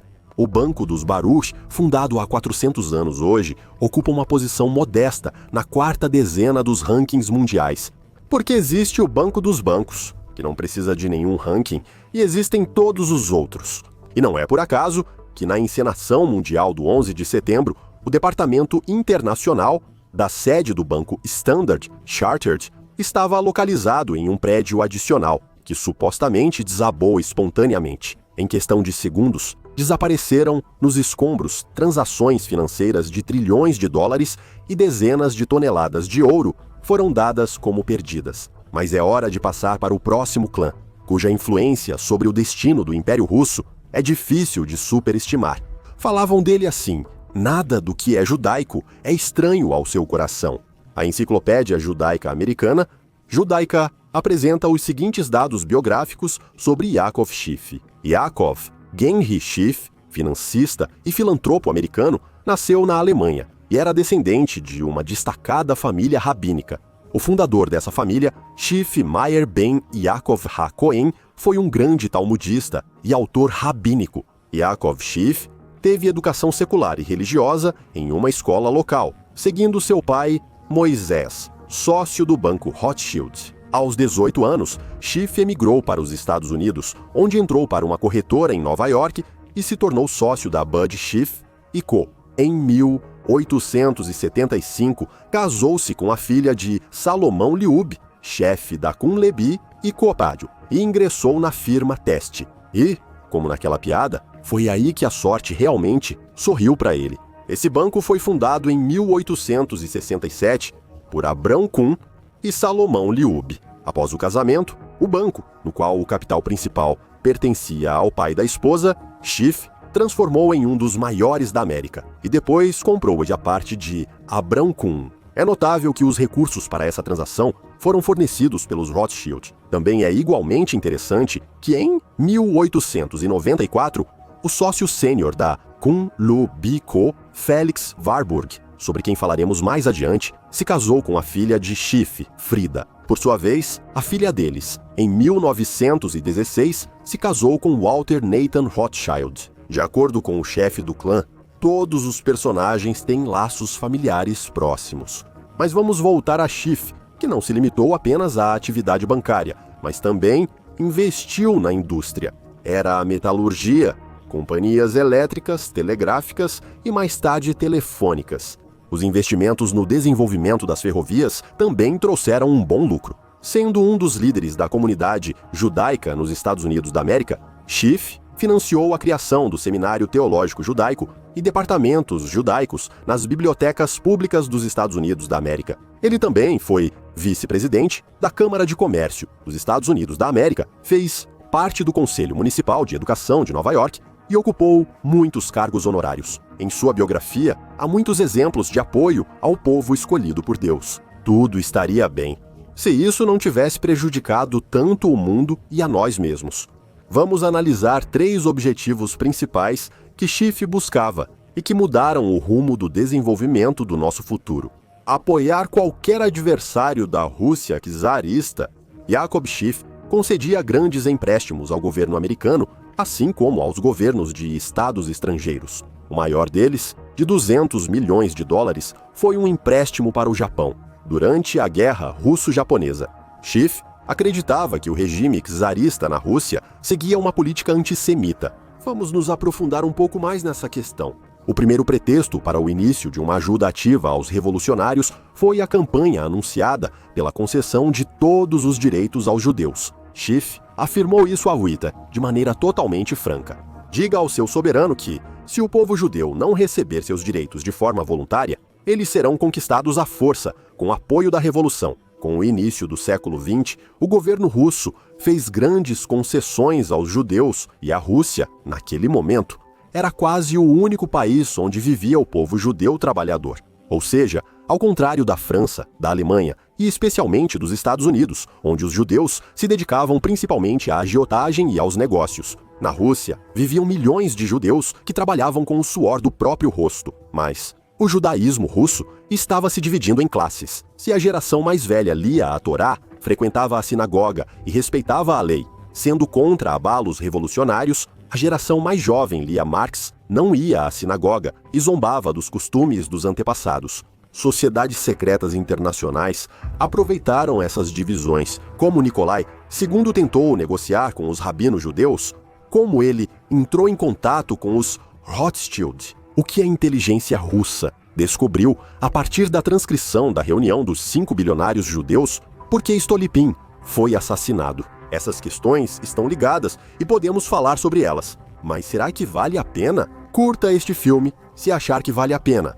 Com likes suficientes, traremos esses temas nos próximos episódios. Mas vamos voltar ao Schiff. Em fevereiro de 1904, ele reuniu em sua casa representantes de organizações comunitárias judaicas. Ele informou que, em no máximo 2 dias, começaria uma guerra entre o Japão e a Rússia. Como ele sabia disso com antecedência? O banqueiro também informou que foi procurado com um pedido de empréstimo para o governo japonês. Schiff desejou ouvir a opinião dos presentes sobre como isso poderia afetar a situação de seus correligionários russos. E, como nós entendemos, a maioria votou a favor da concessão do empréstimo ao Japão. Claro, posteriormente, ele recusou conceder empréstimos à Rússia e influenciou outros bancos para que também não o fizessem. Preparação de uma greve política em massa na Rússia. Schiff, que chamava a Rússia de inimiga da humanidade, fez com que seu genro, o banqueiro alemão Max Warburg, que fazia parte de seu império financeiro, concedesse um crédito para a Alemanha vindo dos Estados Unidos, pois acreditava que era preciso unir todos os esforços se eles fossem direcionados contra a Rússia. Trotsky, Gelfand, Zivotofsky, Warburg, Schiff. Guarde essa sequência de sobrenomes. Agora vamos revelar os detalhes dessa operação. Havia um homem chamado Alexander Parvus. Na verdade, seu nome e sobrenome eram Israel Gelfand. Ele era originário da Rússia e é considerado um gênio econômico. Quando jovem, Parvus tinha dois objetivos: enriquecer muito e destruir a Rússia. Mas Israel Gelfand recebia milhões de dólares, não do tesouro alemão, como se costuma pensar, mas da casa bancária dos Warburg. Parvus foi o mentor daquele mesmo 25 anos, cujo nome de nascimento era Leiba Davidovich Bronstein, o mentor de Trotsky. Retornou da América sem ter partido ou influência no meio revolucionário, mas ascendeu rapidamente nessa área em instantes. Como foi que ele, um homem jovem e inexperiente, conseguiu ascender tão rapidamente ao Olimpo revolucionário? O início da Revolução de 1905 fica claro ao notar o parentesco de Trotsky com o banqueiro Abram Zivotofsky, ligado aos irmãos Warburg. Vale lembrar que Max Warburg era influenciado por seu sogro, Yakov Schiff. É difícil ignorar o extenso programa de Parvus, intitulado Preparação de uma Greve Política em Massa na Rússia. Ela continha a seguinte proposta: sobre uma greve em massa, sob o lema Liberdade e Paz, que deveria começar em Petrogrado e abranger as fábricas de armas e as linhas ferroviárias, sobre a agitação entre os trabalhadores nas cidades portuárias de Odessa, Sebastopol e nos estaleiros navais de Nikolaev, sobre a fuga de prisioneiros políticos da Sibéria e o uso deles como agitadores revolucionários em Petrogrado, sobre o uso da imprensa russa na Europa, que influenciaria a posição dos países neutros, levando-os a entrar na guerra ao lado da Alemanha. Sobre a Ucrânia, incitação contra o domínio russo, pela autonomia, especialmente entre os camponeses, derrubar o czar russo. Em julho de 1918, Schiff enviou aos bolcheviques russos, por canais diplomáticos dos Estados Unidos da América, uma mensagem com a ordem de eliminar o ex-imperador Nicolai II e sua família. Os bolcheviques, forçados a fugir de Ekaterimburgo às pressas, não tiveram tempo de destruir todas as fitas com as mensagens telegráficas. Após a tomada de Ekaterimburgo pelos brancos, essas fitas foram encontradas no prédio do telégrafo pelo autor dessa investigação, Nikolai Sokolov. Ele recolheu as fitas, mas não conseguiu decifrá-las. Especialistas em Paris fizeram a decifração. Em 1922, Sokolov descobriu que os telegramas eram bastante reveladores, pois se relacionavam diretamente ao assassinato do czar e sua família. O presidente do Comitê Executivo Central, Yakov Sverdlov, enviou um telegrama a Yakov Yurovsky, dizendo que, após avisar Yakov Schiff, em Nova York, sobre a aproximação do Exército Branco a Ekaterimburgo, recebeu ordem de Schiff para eliminar o czar e sua família.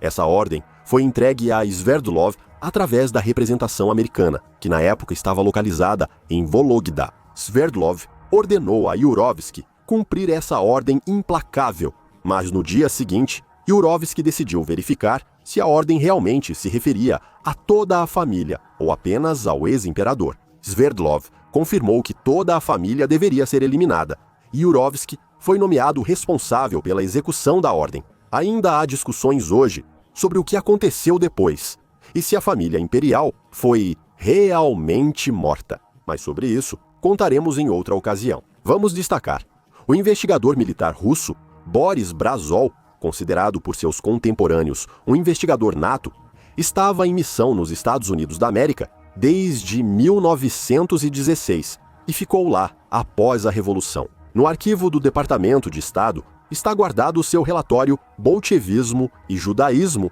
datado de 1918, no qual se afirma: a decisão de derrubar o governo czarista foi tomada em 14 de fevereiro de 1916, no bairro judeu de Nova York, por um grupo de revolucionários liderados pelo banqueiro Jacob Schiff. Bem, agora é hora de passar para o próximo clã, que já foi mencionado várias vezes ao longo deste filme. Os Warburg são o maior clã bancário do mundo.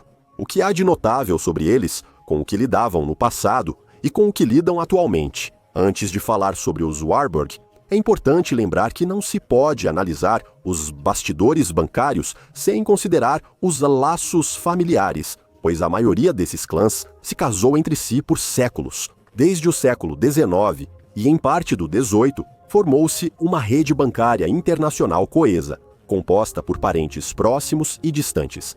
Existe um número assim. Os casamentos entre parentes representaram metade dos 59 casamentos realizados pelos Rothschild no século XIX. Lembre-se, um dos principais pontos do chamado Testamento Rothschild era justamente que os homens se casassem com suas primas de primeiro e segundo grau. Claro, como um bom partido, eles não escolhiam apenas parentes. Também eram fortalecidos os laços entre as principais figuras do setor bancário. Embora, na essência, isso fosse a absorção de certas dinastias pelo maior clã bancário, inclusive com a troca do sobrenome pela linha masculina. Por exemplo, a filha do banqueiro da Corte Real da Baviera e da Prússia, cônsul-geral da Sicília e da Áustria, Karl Rothschild, casou-se com um membro da família bancária de Frankfurt, Maximilian Goldschmidt, e ele, imediatamente, se tornou o barão Goldschmidt-Rothschild. Aqui está mais um exemplo assim. Ao representante da mais antiga família inglesa,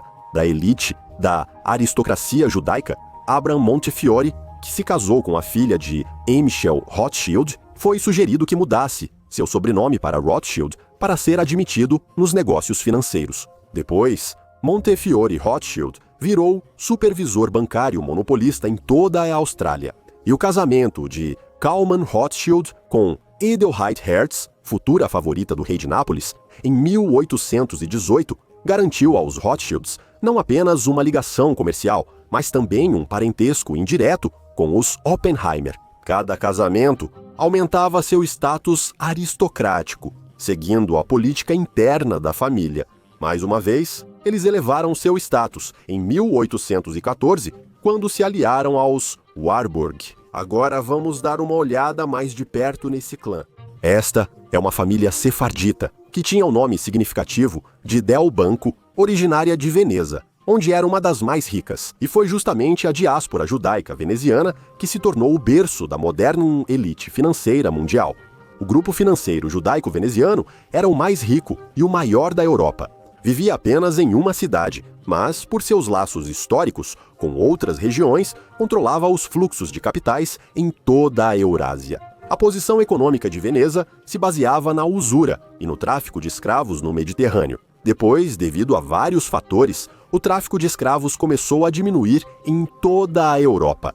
O enfraquecimento da República de Veneza impulsionou o êxodo dos judeus para países do norte da Europa. Ao mesmo tempo, a migração dos judeus e a saída de seus capitais não aconteciam de forma caótica, mas sob o controle do que se chamava de Partido Veneziano. Os financistas dessa estrutura trabalhavam pelo futuro de seus capitais. E nesse contexto, no século XVI, parte do clã em questão se muda para a Escandinávia e para a Inglaterra. Ao mesmo tempo, o ramo de Copenhague da família mantém o sobrenome veneziano Del Banco. Outra parte da família se muda para a Alemanha, estabelecendo-se na cidade de Warburg. Ao fazerem isso, os migrantes mudam seu nome verdadeiro para o nome da cidade, onde decidiram permanecer. Bastante ambicioso, não é mesmo? Cerca de 220 anos atrás, os irmãos Moisés e Gershon, representantes do ramo alemão da família, recém-nomeados em Warburg, fundam o Banco Warburg e Co. Durante o governo de Zygmunt e Moritz, dois sobrinhos de Moisés, um dos fundadores, o banco se torna o principal entre os bancos privados da Europa. Depois, os Warburg expandem sua influência, fundando bancos em Londres e Nova York. Um dos sobrinhos, Moritz Warburg, por sua vez, se casa com a família Oppenheimer. 5 filhos desse casamento, com Charlotte Esther Oppenheimer, Abby, Max, Paul, Felix e Fritz, tornam-se o Magnífico Quinteto, como eram chamados na Alemanha. Os 5 nasceram em Hamburgo, concluíram o ginásio lá e, em vez de cursar ensino superior, estagiaram nos bancos do próprio clã. Apenas Abby estudou em universidades, mas ele não se tornou banqueiro. Falarei sobre isso em breve. Um dos irmãos desse magnífico quinteto, Max Warburg, continua o negócio da família. Além de dirigir o banco antes da Primeira Guerra Mundial, ele foi conselheiro do Kaiser Guilherme. Em 1918, ele foi convidado a assumir o cargo de ministro das Finanças do governo. Ele recusou, acreditando que inevitavelmente seria visto como um agente do grande capital judaico. Max Warburg integrou o Conselho Geral do Reichsbank, o Banco Central da Alemanha, de 1924 a 1933. Nos anos 1930, Max e seu banco tiveram um papel crucial na execução do Acordo de Haavará, firmado em 1933 entre a agência judaica e o governo nazista. Esse foi o início do plano de realocação dos judeus da Alemanha para da Palestina, que acabou levando à criação do Estado de Israel. Max também fazia parte do conselho administrativo do sindicato químico Farben Industries, a principal corporação do Terceiro Reich. Em 1938, ele emigra para os Estados Unidos da América, escapando da perseguição nazista e do julgamento pós-guerra dos líderes sindicais. Vamos atravessar o oceano junto com ele e dar uma olhada em outro irmão do magnífico quinteto, Paul Warburg. Apresento a vocês o pai do sistema da Reserva Federal dos Estados Unidos. Aos 27 anos, ele se casa com Nina Loeb, filha de um dos fundadores do banco nova-iorquino Kuhn, Loeb e Company, Salomon Loeb. Assim, ele se tornou cunhado do diretor desse banco, o tal Schiff, que era casado com a outra filha de Salomon, Teresa. Em 1902, Paul foi para os Estados Unidos e trabalhou na empresa bancária do sogro. Em 1910, ele participou de uma reunião secreta com grandes banqueiros, onde foi criada a ideia do Sistema da Reserva Federal dos Estados Unidos da América, depois apresentada ao Congresso como relatório.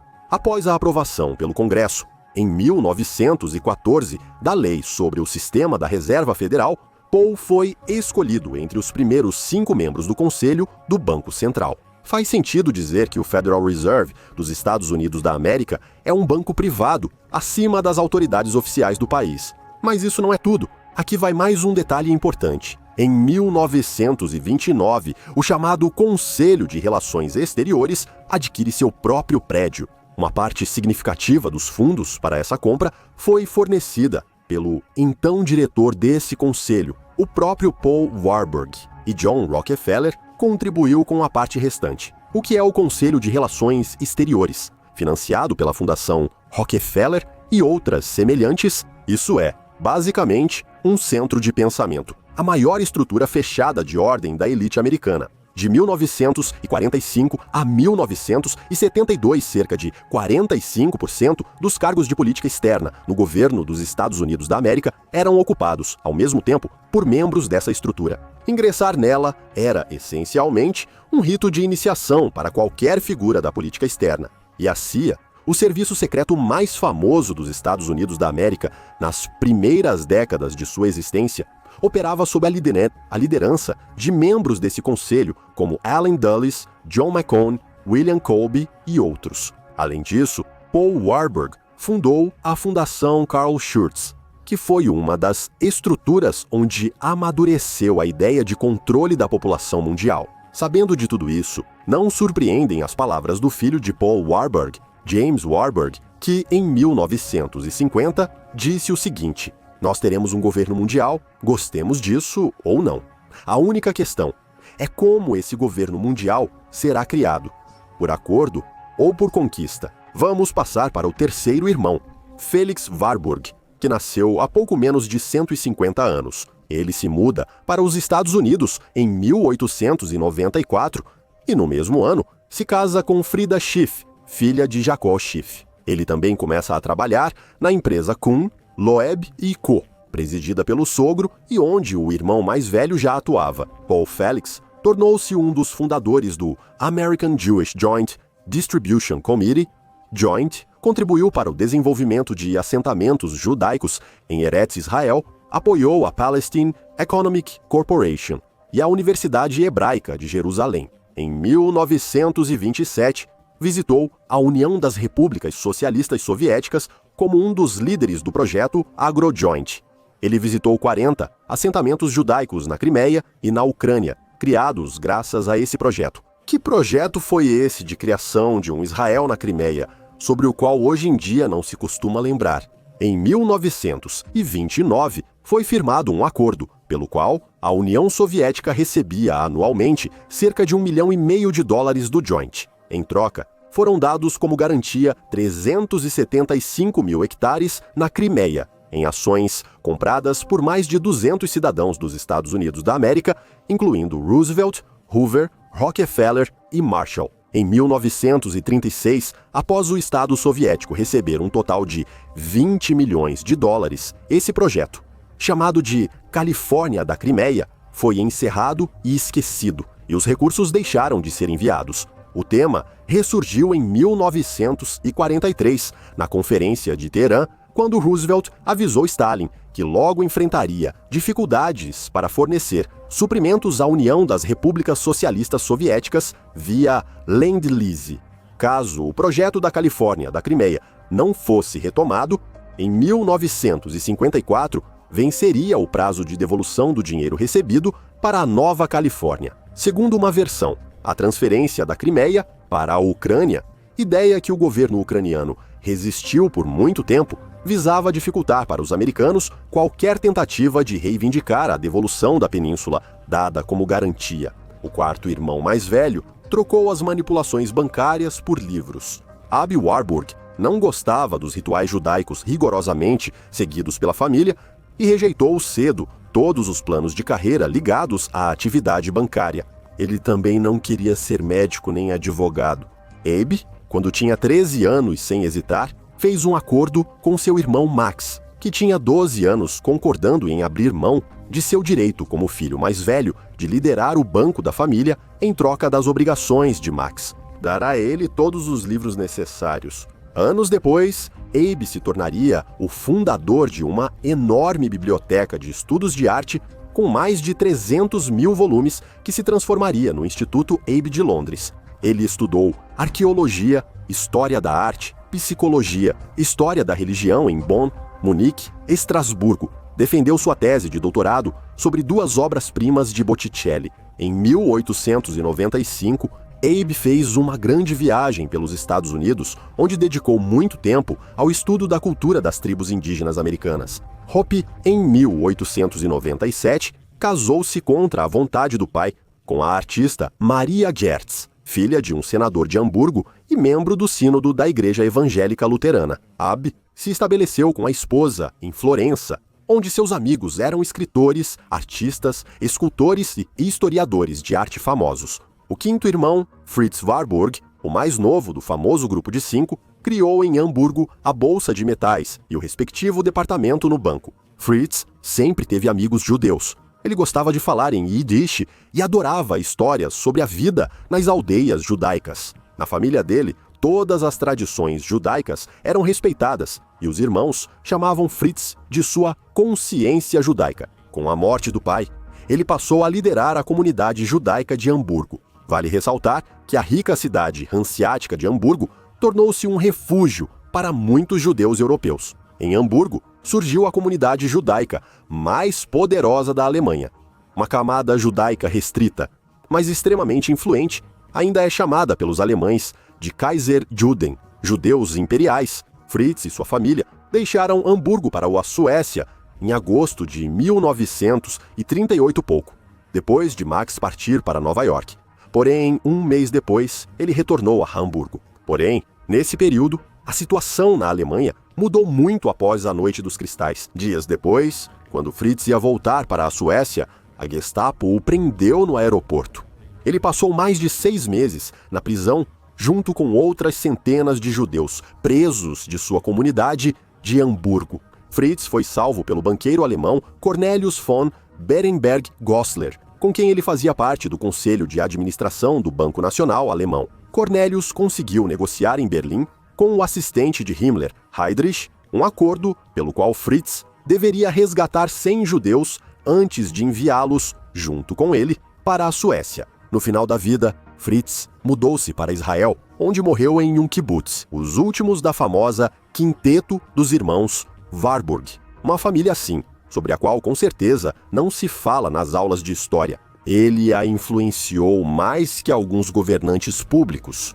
E por fim, a intriga prometida. O que os Warburg estão fazendo agora? Vamos dar uma olhada. Aqui está Bettina Warburg dando palestras sobre blockchain. Aqui ela diz que a única coisa que nos separa de um futuro brilhante com criptomoedas é a desconfiança. Depois de tudo o que você viu, o que acha? Blockchain é realmente o futuro brilhante de todo o planeta? Todas essas criptomoedas são invenções de programadores anônimos e honestos, capazes, como Neo, de destruir a Matrix. Escreva nos comentários o que você pensa sobre esse assunto. Agora, vamos passar para o próximo clã. Todas as 12 subdivisões do Banco da Reserva Federal dos Estados Unidos da América são controladas por 10 grandes bancos privados: NM Rothschild em Londres, Rothschild Bank em Berlim, Warburg Bank em Hamburgo, Warburg Bank em Amsterdã, Lehman Brothers em Nova York, Lazard Brothers em Paris, Kunlob Bank em Nova York, Israel Moses, Safe Bank na Itália, Goldman Sachs em Nova York e, por fim, John Pierpont, Morgan Chase Bank em Nova York. Já falamos sobre muitos dos clãs mencionados. É hora de destacar as atividades dos Morgans. O Federal Reserve Bank foi criado em 1913. No mesmo ano, morreu o chefe do clã bancário americano, John Pierpont Morgan, e foi formada a Fundação Rockefeller, o clã dos Morgans. Ele comandou o sistema financeiro americano a partir de Wall Street por quase 200 anos, desempenhando o papel de Banco Central americano desde 1838, quando George Peabody fundou um banco central semelhante em Londres. Peabody era sócio comercial dos Rothschild. Os Rothschild inicialmente atuaram nos Estados Unidos da América via John Pierpont, Morgan e Company para ocultar sua influência. Isso é confirmado pelas ações dos Morgan no período de 1895 a 1896, ao vender títulos de ouro americanos na Europa. Essas operações só foram possíveis pela aliança com o clã Rothschild. Os Morgan também trabalhavam com os clãs Astor, DuPont, Guggenheim, Vanderbilt e Rockefeller. Eles financiaram o surgimento de gigantes industriais como General Motors, General Electric e DuPont. Nesse contexto, é útil lembrar a história do relacionamento dos Morgan com Nikola Tesla, sobre a qual já falamos. Resumindo, a eletricidade sem fio de Nikola Tesla cortava pela raiz os enormes lucros dos Guggenheim, dos Baruch e do próprio Morgan. Eles investiram grandes capitais na extração de cobre no Alasca, organizaram a demanda industrial por metais não ferrosos usados nos fios e por borracha para o isolamento. Mesmo assim, nem a grande indústria será tão lucrativa quanto as manipulações bancárias. Junto com os bancos Rothschild e Baring de Londres, os Morgan se tornaram uma estrutura financeira planetária, enraizada em muitos países. Em 1890, o Banco Central do Egito tomou empréstimo com os Morgan. Eles financiaram as ferrovias russas, emitiram títulos do Brasil e financiaram grandes projetos de construção na Argentina. A recessão de 1893 também contribuiu para o aumento da influência dos Morgan. Naquele ano, os Morgan salvaram o governo americano de um pânico bancário. Assim, eles formaram um sindicato para apoiar as reservas do governo com o fornecimento de ouro dos Rothschild no valor total de 62 milhões de dólares. Os Morgan foram a força motriz da expansão industrial dos Estados Unidos da América para o oeste. Eles financiaram e controlaram as ferrovias. Em 1879, a Ferrovia Central de Nova York, financiada pelos Morgan, concedeu condições vantajosas à nascente empresa Standard Oil de John Rockefeller. Reforçando seus laços, os Morgan se uniam cada vez mais aos Rothschild e aos Rockefeller. John Pierpont Morgan declarou com alegria: só pense, a ferrovia a oeste de St. Louis ficará sob o controle de apenas 30 pessoas. Morgan e o banqueiro Kuhn Loeb detinham o monopólio das ferrovias, enquanto as dinastias de banqueiros Lehman, Goldman, Sachs e Lazard, junto com os Rockefeller, controlavam a base industrial dos Estados Unidos da América. Em 1903, 8 grandes clãs, Goldman Sachs, Rockefeller, Lehman, Kuhn, Loeb, Rothschild Warburg, Lazard e Israel Moses Seife, fundaram o Bankers Trust. Benjamin Strong, desse truste de gangsters, foi o primeiro presidente do Federal Reserve Bank de Nova York. Os Morgan tinham relações próximas com a dinastia britânica Windsor e com a dinastia italiana de Saboia. Além disso, todos os 8 clãs mencionados acima também eram próximos das famílias reais europeias. Em 1895, todo o fluxo de ouro, tanto entrando quanto saindo dos Estados Unidos, estava sob o controle de Morgan. Em 1897, ocorreram 69 fusões industriais organizadas por banqueiros. Apenas 2 anos depois, já eram 2.000. Havia alguém que percebia que toda a América estava se submetendo ao poder do capital bancário? Claro, muitos consideravam os americanos ricos como marionetes dos banqueiros europeus, chamavam-nos de traidores que trabalhavam por dinheiro europeu. A Standard Oil, de Doyle Rockefeller, a Estados Unidos Steel, de Andrew Carnegie, e as ferrovias, de Edward Harriman, foram financiadas pelo banqueiro Jacob Schiff, da Kuhn, Loeb e Skoll. E este, por sua vez, colaborava estreitamente com os Rothschilds da Europa. Alguns estados do Oeste chegaram até a proibir as atividades dos banqueiros. William Jennings Bryan foi candidato à presidência pelo Partido Democrata 3 vezes, de 1896 a 1908. O ponto central de sua campanha era a ideia de que a América estava caindo diretamente na armadilha da escravidão financeira do capital britânico. Roosevelt venceu as eleições em 1908, mas devido à disseminação dessas ideias, foi forçado a adotar o Ato Sherman, a primeira lei antitruste dos Estados Unidos. Em 1912, ocorreram as sessões do Comitê Pugio, que analisava a concentração de poder em Wall Street. No mesmo ano, a esposa de Edward Harriman vendeu para John Pierpont Morgan uma grande participação acionária no banco New York's Guaranty Trust Bank, o que levou à criação do Morgan Guaranty Trust. Em 1914, durante a presidência de Woodrow Wilson, foi aprovada a Lei Clayton para regular os trusts. Mas isso, é claro, não impediu ninguém. Jack Morgan, filho e herdeiro de John Pierpont, respondeu a isso pedindo aos seus clientes Remington e Winchester que aumentassem a produção de armamentos. Ele apresentava argumentos em apoio à ideia da necessidade de os Estados Unidos da América entrarem na Primeira Guerra Mundial. Sob o controle dos oligarcas, Wilson cedeu como se lucrava com a guerra. Por exemplo, assim, antes das hostilidades, a empresa francesa dos Rothschild e os Morgan emitiram títulos de um empréstimo de 100 milhões de dólares, a maior parte retida nos Estados Unidos da América. Para pagar produtos americanos comprados pelos franceses, os Morgan financiavam metade da economia de guerra dos Estados Unidos da América, ao mesmo tempo escolhendo como contratadas empresas como a General Electric, DuPont, Estados Unidos Steel e outros clientes dos Morgan. A Conferência de Paz de Paris de 1919 foi presidida por Morgan. Seguindo a lógica jesuíta do clã, ele supervisionou a reconstrução da Alemanha e da Entente. Anos 1930.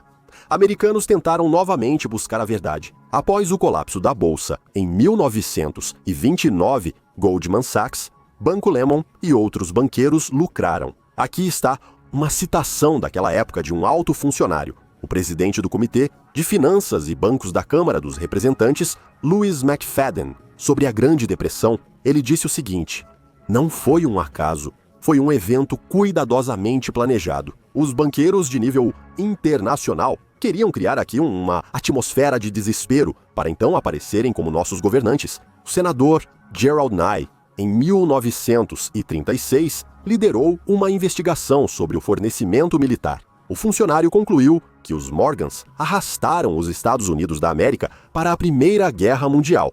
para proteger seus empréstimos e criar uma indústria militar em rápido desenvolvimento. Os Morgans responderam a isso, se preparando para entrar na Segunda Guerra Mundial. Eles tinham laços estreitos com as duas famílias mais ricas do Japão, Iwasaki e Dan, que possuíam, respectivamente, a Mitsubishi e a Mitsui. Morgan também tinha laços estreitos com o fascista italiano Benito Mussolini, e Hjalmar Schacht foi o intermediário entre o Banco Morgan e as estruturas bancárias alemãs durante a Segunda Guerra Mundial. Aliás, o que é significativo esse personagem tendo sido presidente do Reichsbank, ministro da Economia do Reich e um dos principais organizadores da economia de guerra da Alemanha nazista, foi levado a julgamento pelo Tribunal Militar Internacional de Nuremberg como um dos principais criminosos de guerra, mas assim como outras personalidades intocáveis que ocupam posições de destaque na hierarquia bancária mundial. Foi absolvido em outubro de 1946. Depois, representantes da família Morgan se reuniram com Schacht no Banco de Compensações Internacionais. O que é o Banco de Compensações Internacionais? É uma das principais estruturas que legalizam o poder dos donos do dinheiro sobre o planeta. Este é o banco mais influente do mundo, o Banco Central Global das 8 famílias que controlam os bancos centrais privados de quase todos os países ocidentais e em desenvolvimento. O primeiro presidente desse banco foi o banqueiro dos Rockefeller, Gates Magara, funcionário do Chase Manhattan e do Federal Reserve. Seu neto, Richard Helms, tornou-se diretor da CIA. O Banco de Compensações Internacionais raramente aparece nas manchetes, pois o dinheiro prefere discrição. O controle externo das emissões monetárias nacionais, então, é ainda menos comentado. Das estruturas do Banco de Compensações Internacionais, surgiu posteriormente o G20, o chamado Grupo dos 20, que possui um núcleo, os países de primeira ordem, e uma periferia, os países de segunda ordem, considerados enteados. O sentido do sistema com núcleo e periferia é simples e cínico. As decisões são tomadas no núcleo e a periferia é chamada apenas para que essas decisões sejam implementadas por meio dela e ganhem legitimidade. Em 2009, na cúpula do G20 em Londres, surgiu em sua estrutura o Conselho de Estabilidade Financeira. Conselho de Estabilidade Financeira. Uma vez por ano, em novembro, o Conselho de Estabilidade Financeira divulga listas de bancos grandes demais para quebrar, e os respectivos bancos emissores os ajudam com dinheiro recém-impresso. Claro, a ajuda é prestada sempre à mesma lista de bancos. No Conselho de Diretores do Banco de Compensações Internacionais, bancos centrais e comerciais privados atuam juntos, mas isso não é tudo. O Banco de Compensações Internacionais possui um centro conceitual, que formalmente não faz parte de sua estrutura, o Grupo dos 30, ou G30, no qual há aproximadamente o mesmo número de ex-chefes de bancos centrais, incluindo centros emissores de reservas e banqueiros privados. Quase sempre, os ex-dirigentes dos bancos centrais, ao saírem, conseguem cargos altamente remunerados nos conselhos de administração dos bancos privados, entrelaçando assim seus interesses pessoais com os desses bancos. No Grupo dos 30, os interesses do Estado ficam subordinados aos privados. De forma simples, se o Banco de Compensações Internacionais é um centro externo ao G20, o G30 é um centro externo similar ao Banco de Compensações Internacionais. E isso significa que o sistema financeiro e monetário mundial, dentro do sistema existente, está sob o controle seguro da oligarquia. E as demais estruturas do Banco Central Mundial, o Fundo Monetário Internacional e o Banco Mundial expandem o controle oligárquico para a Organização das Nações Unidas e suas instituições, promovendo a agenda globalista por meio do desenvolvimento sustentável e da construção da paz. Editor de legendas e revisor, A. Kulakova, Agências.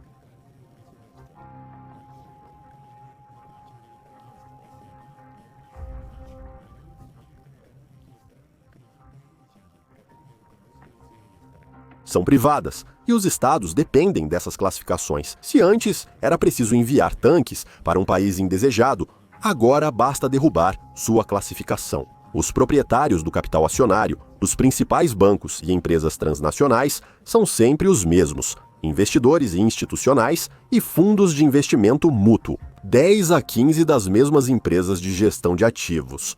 Além disso, as próprias ações dessas empresas, por sua vez, estão sob administração cruzada mútua. Aqui está uma lista aproximada delas: Capital Group, Vanguard, BlackRock, State Street, John Pierpont, Morgan Chase, Citigroup, Barclays e outras semelhantes. Os beneficiários finais da economia mundial são seus verdadeiros proprietários, e não é tão fácil chegar até eles através do sistema entrelaçado de proprietários de fachada. Dessa forma, toda a chamada economia de mercado, na verdade, não é controlada nem pelo G7, nem pelo G20, nem pela mão invisível do mercado da concorrência, e nem mesmo pela Organização das Nações Unidas, mas sim por monopólios de um grupo restrito de pessoas.